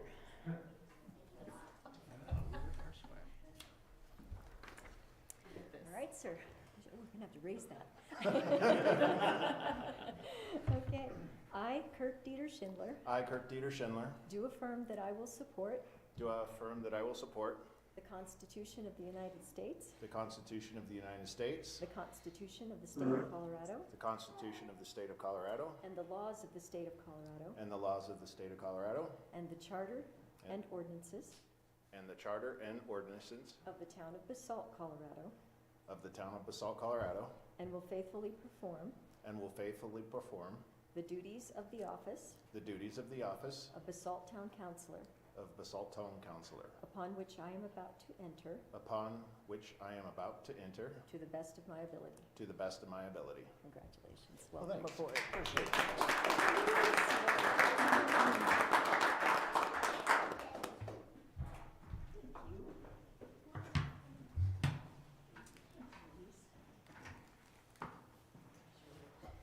Welcome swag bag and your name tag. Thank you. Mr. Slack. Thank you, Pam. Very We have good one job. Come on, Bill. I think, We got one more. oh yeah, we got, hey, I thought he was an automatic re-up.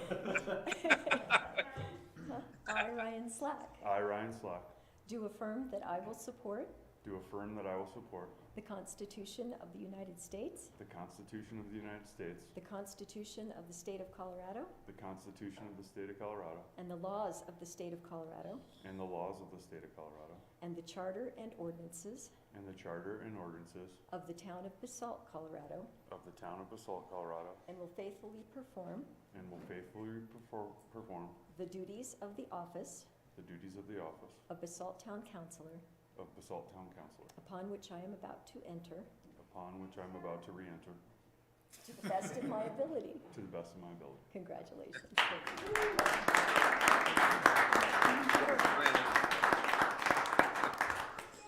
So when you guys get an opportunity to sign those, please, I'll take them.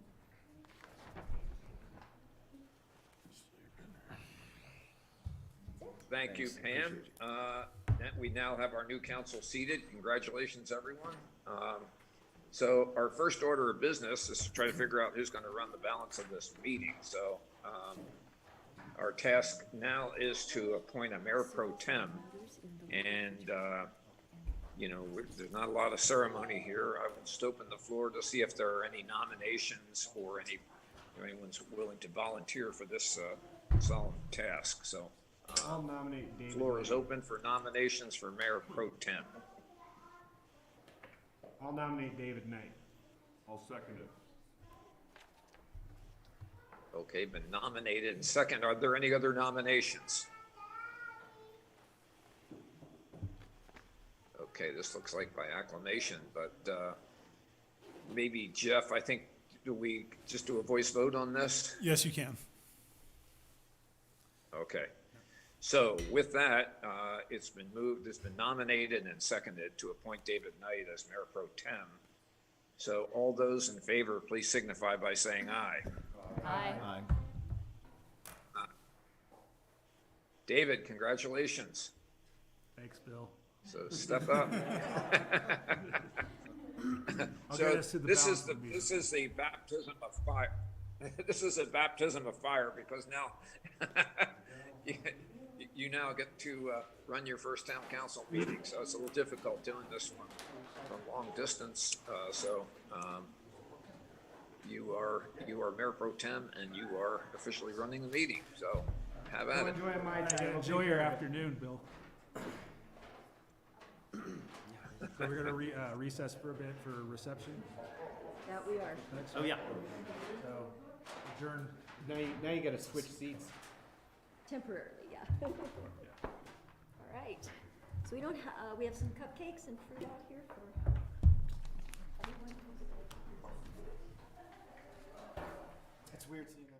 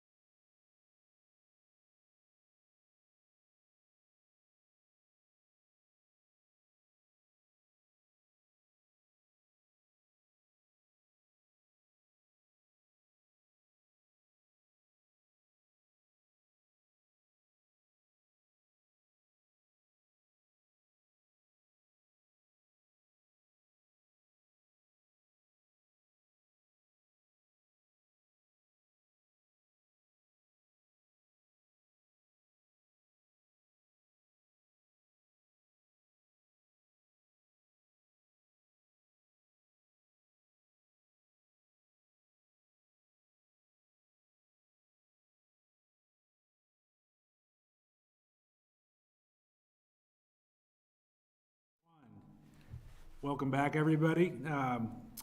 We're going to jump right into the last three items of the agenda. Next item is item 7B, public hearing and first reading of ordinance number 9, series of 2022, an ordinance of the town of Basalt, Colorado, approving amendments to the municipal code, amending town code sections 1691, off-street parking requirements, section 16416, residential inclusionary requirements, section 16417, commercial mitigation requirements, and section 16421, voluntary deed restriction. James, I think you're up. Thank you. As David indicated, this is a public hearing, and it's first reading of an ordinance that would approve of code amendments related to affordable housing topics. And as background, the affordable housing topics reflected in the proposed code amendments are topics that the Basalt Affordable Community Housing Committee, which is known as BAC, was working on, and the council reviewed at a work session in December.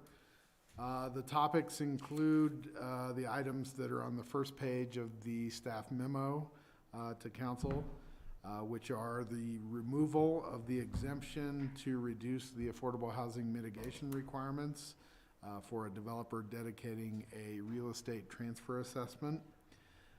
And then the second topic is changing the off-street parking for affordable housing only to reduce the requirements to help try to get additional three-bedroom affordable housing units. And then the third topic is establishing a voluntary deed restriction process. And so we'll go over those topics. Looking at the topics individually, the draft language in the ordinance would remove the option that is currently in the town code for a developer to reduce the affordable housing mitigation requirements that they're required to provide by dedicating a 1.5% real estate transfer assessment. The BAC committee had expressed support for such a code amendment, and the P&Z also supported such an amendment. So we've got language in there removing that exemption. And just as background for some of the council members that weren't part of those discussions, the code currently has a requirement that allows you as a developer to reduce the mitigation requirements if they provide a 1.5% real estate transfer assessment. And in some recent projects that came across for review, we're proposing this on rental projects, and there was a thought that generally you didn't get as much transfer assessment or bang for your buck out of a rental project that had the 1.5% RETA with it. And so the BAC, Basalt Affordable Community Housing Committee, and the P&Z and council felt it appropriate to eliminate that exemption because it wasn't getting as much bang as if you had the units as part of a project. So that's proposed in the code amendments that you have before you. The second amendment is a change to the parking requirements, and it proposes to reduce the off-street parking requirements for three-bedroom affordable housing units that are deed restricted from 3 parking spaces to 2. The Basalt Affordable Community Housing Committee has been trying to reduce barriers to getting 3-bedroom units in our affordable housing inventory because we don't get very many, and we don't currently have very many in the inventory. And so one of the barriers that's been brought up kind of time and time again is the parking requirements. The Basalt Affordable Community Housing Committee had originally proposed to reduce all of the parking requirements regardless of your unit size for affordable housing. But the Planning and Zoning Commission, when they were reviewing the proposed amendments, only really felt comfortable reducing the parking requirements for 3-bedroom units to try to reduce the barriers to getting 3-bedroom units. So that language that was supported by the P&Z to reduce the parking for only 3-bedroom units has been carried over in your ordinance. The P and Z indicated that they might be willing to look at the other unit types here in the future, but they thought it important to kind of proceed with just the 3-bedroom unit reduction in parking. And then finally, the other provision that is in the draft ordinance that would be amended is we've got language in there establishing a process to do a voluntary deed restriction on a property. And this kind of corresponds with the item that we're looking at, the potential to do buy downs of deed restrictions with the Basalt 2030 funds, or some of the Basalt 2030 funds. And Bach thought it important to include a process in the town code by which we could do that voluntary deed restriction. So we've got draft language for an administrative process that would be put into the town code that would allow the staff to basically accept a voluntary deed restriction. Somebody that owns a property and would like to make their free market property deed restricted with deed restriction in their property deeds. And, you know, as I noted, the town is currently looking at the ability to potentially buy down some free market units to deed restricted housing with price caps or rent caps. So that would establish a process by which to do that. So staff would be happy to answer any questions council has on the proposed code amendments. But staff would suggest taking public comments because it is a public hearing, and then providing council discussion. And ultimately, if you're comfortable, you could approve it on first reading. The Planning and Zoning Commission did recommend approval of the code amendments that you have before you. So like we've been doing before, I'll go ahead and open the public hearing, and then we'll do questions and comments after that. So I'm opening the public hearing at 7:41. And Pam, do we have anybody? Let's see if we have anybody in the public. We have Boyd sitting there patiently, and that's it. How long do I have to keep the public hearing open? That's probably a good question. Like 3 minutes. All right. We used to do, but I don't know. Lately, we've been going. We got 2 minutes left now, so it's 7:42. If someone does show up, then we always would let them in, of course, to, So, I mean, if you want join. to call it earlier, call it earlier. yeah. Nobody's here. No one sitting in the public. There's no one here, they've had the announcement and been aware, I think. Yeah. Right. Call it. All right, I'm closing the public hearing at 7:42, and questions, comments from fellow councilors? So I asked you this, but I just want it to be on the public record. Sure. The voluntary deed buy down, there was one of the provisions in here that stated that it could be rescinded by the town planner. Yeah. Can you just run through that little detail? Sure. So the process here is just generic deed restriction. It's not necessarily a deed restriction that the town would subsidize. We're looking at a program to potentially do that. But these are, you know, could be a property owner that simply owns a free market property and wants to deed restrict it potentially maybe for a tax break, a bit of a tax break. And so if it's voluntary, they wanted to include a process to be able to remove that in the future. If it were one that the town was actually subsidizing through a program that we're thinking about, we would put language in you know, whatever deed restriction we come up with. Terms. Yeah, specifying terms, and it wouldn't be subject to just removal at a staff level. And as this currently stands now, like, council has ultimate discretion on the buy downs for buying down and that volunteer deal initially. That's the way it states, right? Let me clarify your question. So the town staff has the ability to basically approve a voluntary deed restriction. So, Okay. you know, a property owner wants to put a voluntary deed restriction that's not required by the town code, that they can just come into staff and say, I want to put a deed restriction on, and we would write up a staff level approval. But if one is required by, the town code for mitigation purposes, then the council has the review ability to require that. And just to piggyback on that, if the town's gonna acquire and pay for any type of deed restriction, that would come to the town council as well. Yeah. Any other questions or comments? I just had one question on the RETA.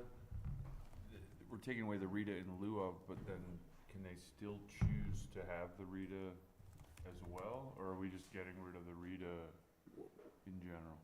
They could still propose a voluntary RETA. However, we're getting rid of the exemption that reduces their affordable housing mitigation requirements for doing a RETA. And that leaves us at 25%? Leaves us at 25% for inclusionary housing, so 25% of the units. Okay. Yeah. And that's at the 100% of AMI, right? Yes, it has to average out to 100% of AMI, so they could have a mix, which is category 2, what it averages out to. These all sound great. I'm just curious whether there was any discussion of an incentive for more ADUs? There hasn't been discussion at this point about incentives for more ADUs. We can take that to BOC, and they're working on some other ideas, so that there'll be future conversation about that. Great. And does the RETA, like, we currently have an application, does that apply, once this is gone now, does that apply to the one that's in phase? We'll probably have to have some conversation with the town attorney about that. The one application that we have in is kind of a hybrid, so they're proposing to meet the mitigation requirements, but they're also proposing RETA. Yeah. So it's more of the situation that Ryan asked about. Okay. Mayor, I move that the town council, Mayor Pro Tem, I move that the town council approve ordinance number 9, series of 2022 on first reading, and continue and set the public hearing and second reading for April 26, 2022. Second. Pam, would you please call the roll? Absolutely. Okay, let's begin with Glenn Drummond. Yes. Angela Anderson. Here. David Knight. Yes. Dieter Schindler. Yes. Bill Kane. Bill? Yes. Thank you, Bill. Yes, can you hear me okay? Yes, thank you. Ryan Slack. Yes. And Elise Huddle. Yes. Motion carries unanimously. Thank you. Thanks. These are steps in the right direction. I just hope we have some generous benefactor to deed restrict their place voluntarily. All right. Next item is item 7C, public hearing and first reading of ordinance number 10, series of 2022. An ordinance of the town council of the town of Basalt, Colorado, granting special review approval to vary the front yard setback in the R3 TN zone district for the construction of a garage at 143 West Homestead Drive, Basalt, Colorado. James, you are up again. Okay. Yeah, let me please share my screen here. We have the applicant with us here this evening. We've got Pete McBride, who owns the house at 143 West Homestead Drive. So this is a public hearing and first reading of an ordinance that would approve of a special review request to vary the front yard setback to 4 foot on the construction of a garage at 143 West Homestead, which is in the R3 TN zone district. You can see up here on the screen the location of the property. It's right here where I've got my cursor. Here is Homestead Drive. Here is where Sopris Drive goes up the hill by the town shop. And so this is the property location. The site contains a small single-family house that was constructed in the late 1800s. Let me see if I can go to the next slide.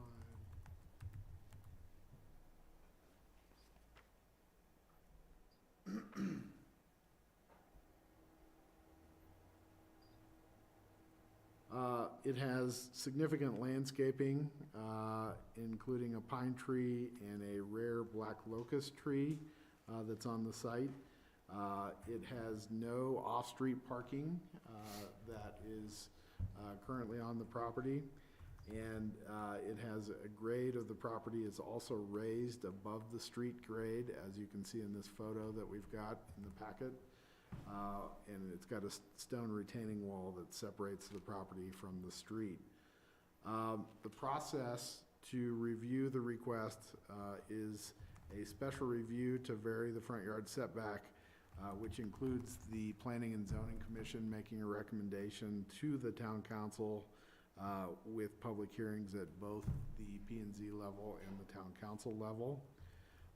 It is not a typical hardship variance, as the properties in the R3TN zone district have more flexibility to vary setbacks than do properties in other zone districts.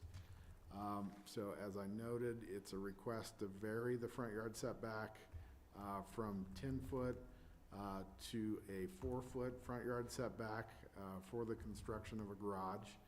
And here's the site plan. This is Homestead Drive, and here's the property line. So the front corner of the garage is proposed at 4 foot off the property line. And it's to construct a garage of about 480 square feet that would be attached to the main house. And it's got a storage space proposed above it. In the Planning and Zoning Commission staff memo that you have in your packet, staff identified a series of discussion items, and of those discussion items, staff and the P&Z supported the proposed application. There is certain review standards, and they include compliance with a unique set of criteria in the R3TN zone district. They include unreasonable hardship requirements, exceptional circumstances, and consistency with the spirit of the R3TN zone district, which are the criteria to be considered. The applicant in the application has suggested that the property has exceptional circumstances in that it doesn't have any off-street parking, and it's pretty unique in the town to have a property that doesn't have off-street parking. It also has several trees that are either rare or that the town forest has requested be preserved, which dictates the location of the garage. And staff agrees that there are exceptional circumstances, and the Police and Public Works Department have been supportive of the application as they are interested in the applicant creating off-street parking because there have been conflicts with parking on the street and their plowing abilities. And so the P&Z was also supportive of the applicant being able to maintain the 1800s house and make the site work. So staff and the P&Z felt that it was consistent with the spirit of the zone district on the west end of Homestead, in that there are a series of houses with garages that front the street and are in close proximity to the street. Other discussion items included compliance with dimensional requirements. The proposed height of the garage meets the requirements in the town code, and you've got elevations on the screen here, as well as elevations in your packet. Additionally, the creation of the off-street parking will bring the property more into compliance with the parking requirements of the zoning, since there aren't any off-street parking requirement or any parking.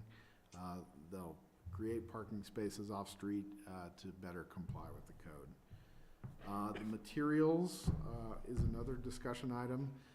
They're required to meet the wildfire mitigation ordinance, and additionally there's conditions requiring that they meet the sustainable building regulations that the town currently has, and that'll be reviewed by the building official at the time of permit. In looking at the referral comments that we received on the application, the fire district didn't have any issues The police department and public works department were supportive in that it gives the applicant off-street parking to reduce the conflicts with the plowing of the streets. And the town engineer reviewed it and required a turning radius analysis for the cars to back out of the garage. And that was provided by the applicant, and the town engineer reviewed it and was accepting of it. So in total, the P&Z was supportive and recommended approval of the request for special review. So staff would suggest taking public comments because it is a public hearing, providing council discussion, and if you're comfortable, you could approve the ordinance on first reading. Pete, do you have additional comments you'd like to provide for the council? No, I guess first off, congrats to the new council members. Thanks for serving. I used to sit on the other side there for a period with my dog, my late dog. No, this is just, I think it's one of the oldest houses in Basalt, so I'm just trying to keep it as old school as possible and match the style, and I've been in a ongoing discussion with parking and police for the last, I've owned the house since 2005, and I guess I'm getting that point in life where I finally want to have a garage, and it's too cold, and I need a little storage. That's basically the gist of it, and we were kind of restricted by where we could go with it. The town wanted us to keep one of the pine trees, and then pushing it further back would have gone through all our gas lines and everything, and blocked all the, kind of juggernaut of the house. That's about it. Thanks. Thanks, James. Well, we'll open the public hearing here at 7:56. Do we have anybody?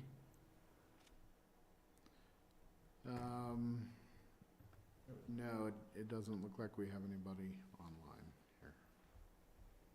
We don't have anybody else in the room here, so I'll go ahead and close the public hearing and open it up for questions and comments. It looks like Bill's got his hand up. Bill.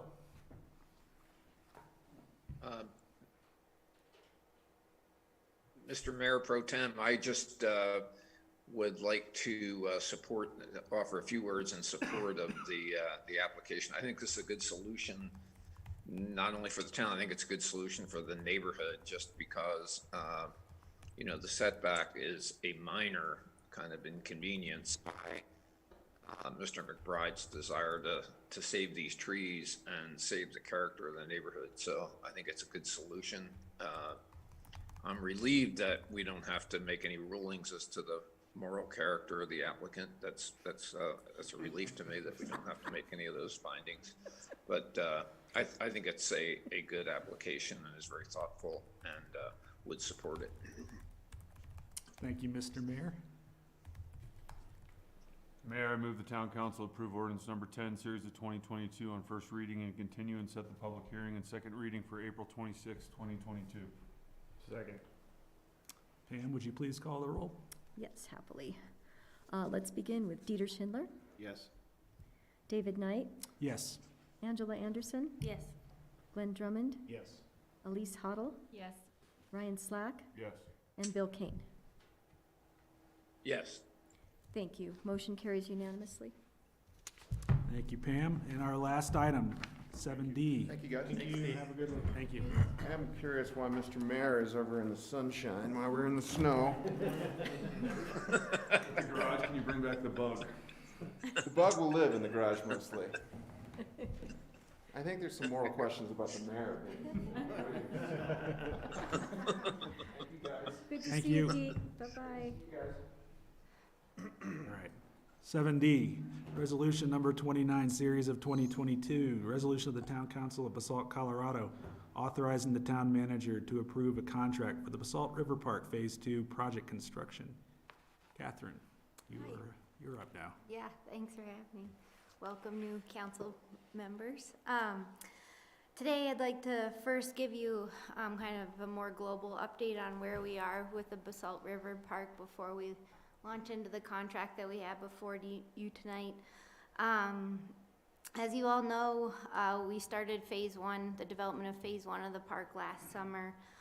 It was completed for the most part last year, and we've been working over the winter with Connect One Design on the design and now the implementation of phase two of the park, which I think you all are familiar with.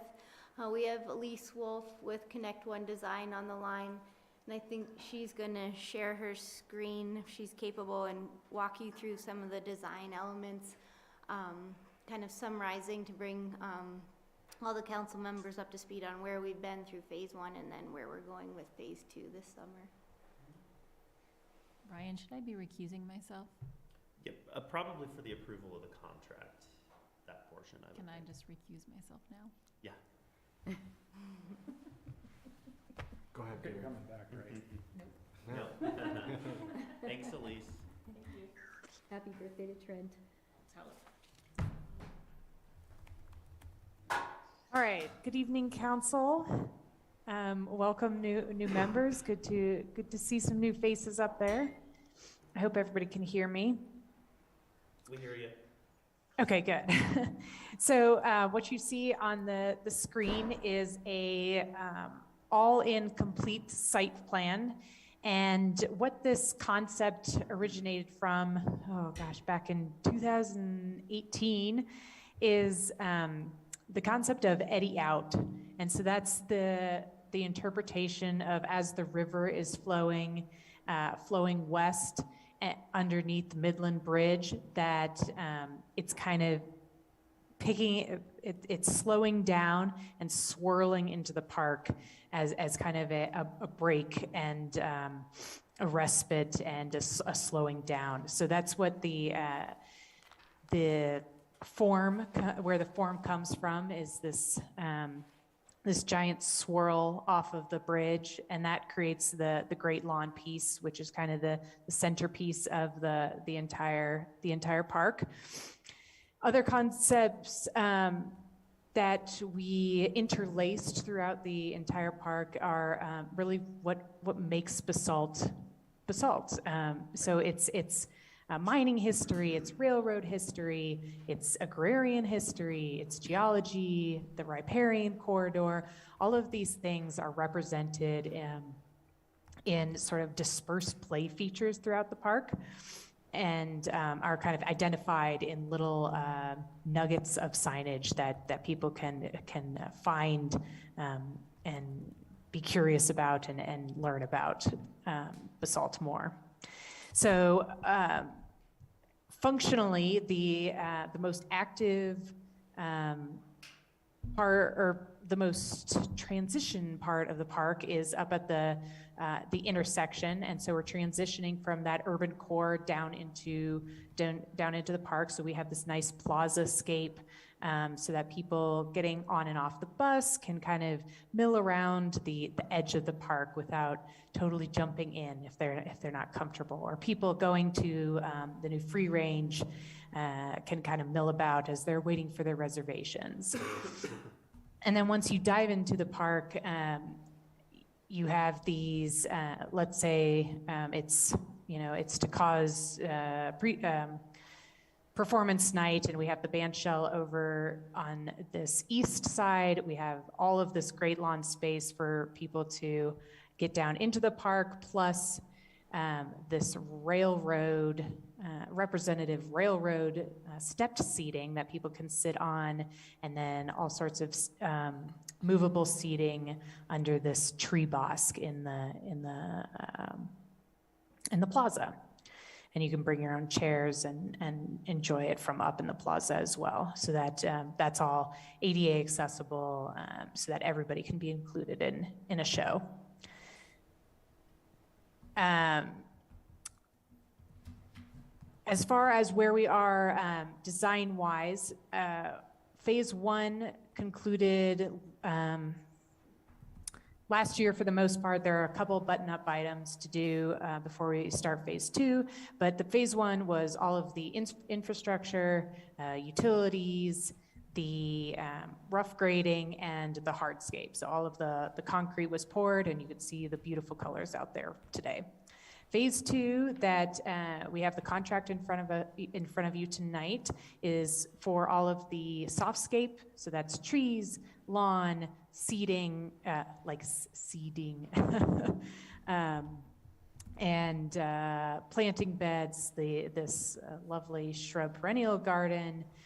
We're going to finish off all of the softscape pads. We're going to get all of the shade sails in the picnic areas along the river and in the plaza, and then the cherry on top are all of the features. So that's the willow forts, the slackline and hammock, the hay bales, the slide over here, the misting feature, which has basaltic uplifts, and then the band shell. And we'll be coming to you, I think, later this month to get those approved as well.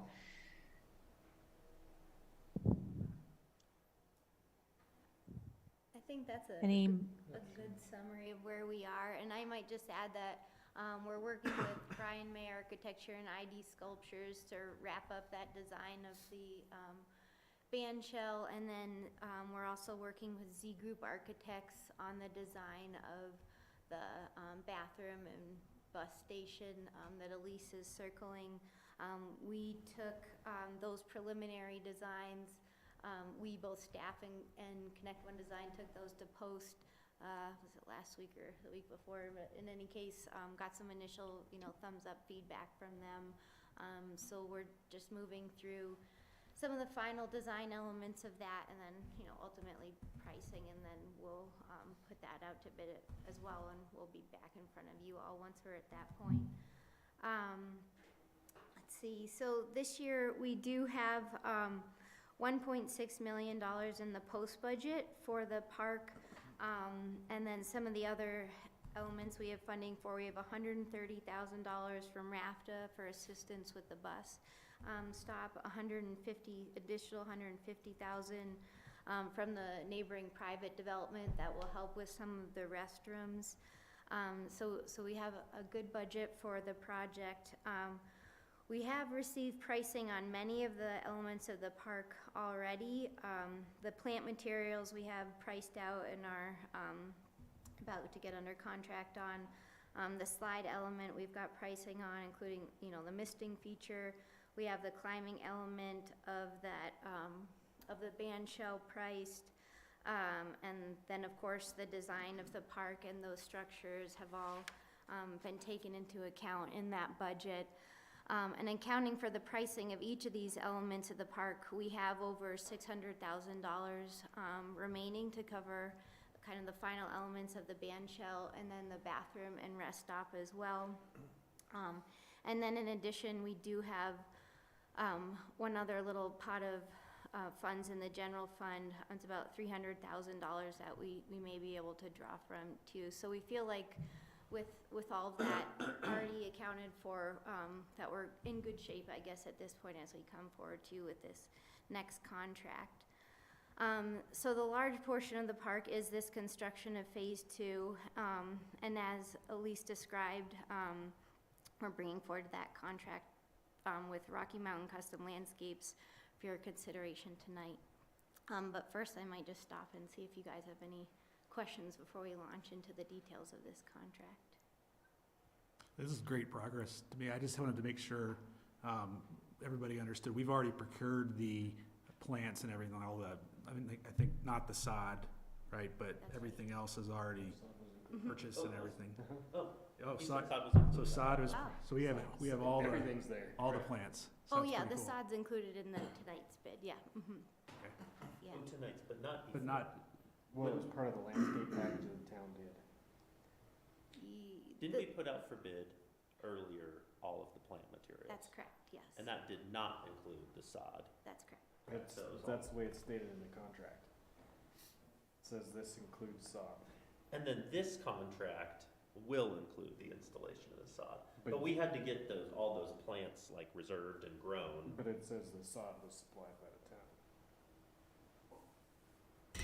That's probably true on there, that we would have to Yeah. Get that? Yeah. That's perhaps a detail we'll have to look into the language to look at, but I know that the pricing for sod was included in the bid price that came from Rocky Mountain Custom Landscapes, because we double checked with them on that. There was a clarification in the addendum, I think that maybe clarified that point, but we can look into that specifically if you want. Is that Yeah, clear no, enough for you? clear as mud, yeah. Okay. No, that's great. I'm No, glad we yeah. had the foresight, you guys, to go and get the plants and get things starting to grow and everything, so we Yeah. can, get most of this done this summer, if Right. not all, so. Yeah, no, I think they already want to deliver plants, but we're trying to hold them off until it stops snowing, so. Yeah, Good it's Yeah, it's, prudent. yeah, thanks. What other questions and comments from the rest of the council? This is kind of a silly question, but how big is that slide? Do you know the dimensions, Elise? That's not a silly question. It's I just want to wide. make sure I can use it. Yes, it's really wide, it's like a Yes. double wide. Adult slide. size. Okay, I like to slide too. So. Yeah. Elise, you're on mute. How about now? Yep. We can hear you. Okay, yeah, it's like a triple wide concrete slide. Yeah. So it's supposed to be like family play. And so and they'll elevate it more than it's already there, like that corner. Yeah, it'll kind of sit into that berm that's out there, and the berm still needs to come up a little bit more, so, yeah, cool. Bill, your hand's up. I don't know if you wanted to ask about the slide too. I think it may have been up from before, maybe. No, sorry, I take that down. Thank you. All right. Well, if there's no more questions or comments, I'd entertain a motion. Mayor, move town Oh. council. Oh, wait. Sorry. I was good to keep going a little bit. Into Sorry, the- I apologize. You're fine. I apologize. I'm trying to rule everybody's like, let's go. No, please, Catherine, I'm sorry. Oh, You can if you would like. We can, if We- we didn't yeah. make the motion, if you want to say something. Whenever you're done, I just had a question. Sure. Come on up. Oh, yeah, this is awesome. I love it. I'm just curious if there's ever been discussion around doing any art. If the park is built around the river and the watershed, there's, I've been to some presentations, where they do art displays. We have a lot of people in the valley that have done a lot of work and art around the river system, the whole Colorado River watershed. And it seems like it could be a great place since we've got, I don't know, a lot of people interested in where our greatest drought in 1,200 years. Probably a good time to have some awareness in our public parks about our, river that it's built around. Sure. I don't know if that's a possibility or been discussion. I'll leave that as a question. yeah, there is one, so maybe Elise, you can circle where we've identified a location for an art installation. That will be right there, kind of at the center of that eddy, if you will. So we do have that one place, but, as far as, I'm sure our art's I can- gonna, yeah. I can jump in. There's also, if you want to show maybe just adjacent, just behind the restaurant, there is the nonprofit lot that the town owns. And so that was going to be the future location of Art Base, potentially, and then they purchased a place down here on Midland. And so as an interim use, one thought there was sort of a sculpture garden, where we could, be able to have art, displayed there, and it's, sort of a natural entryway also into the park.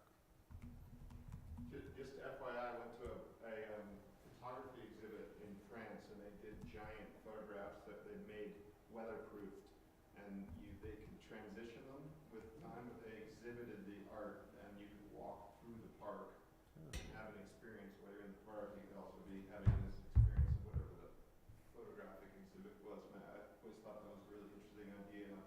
I've actually talked to the library, and they're really enthused, so if Great. the discussion ever goes further, I just thought I'd offer the idea. Thanks, yeah.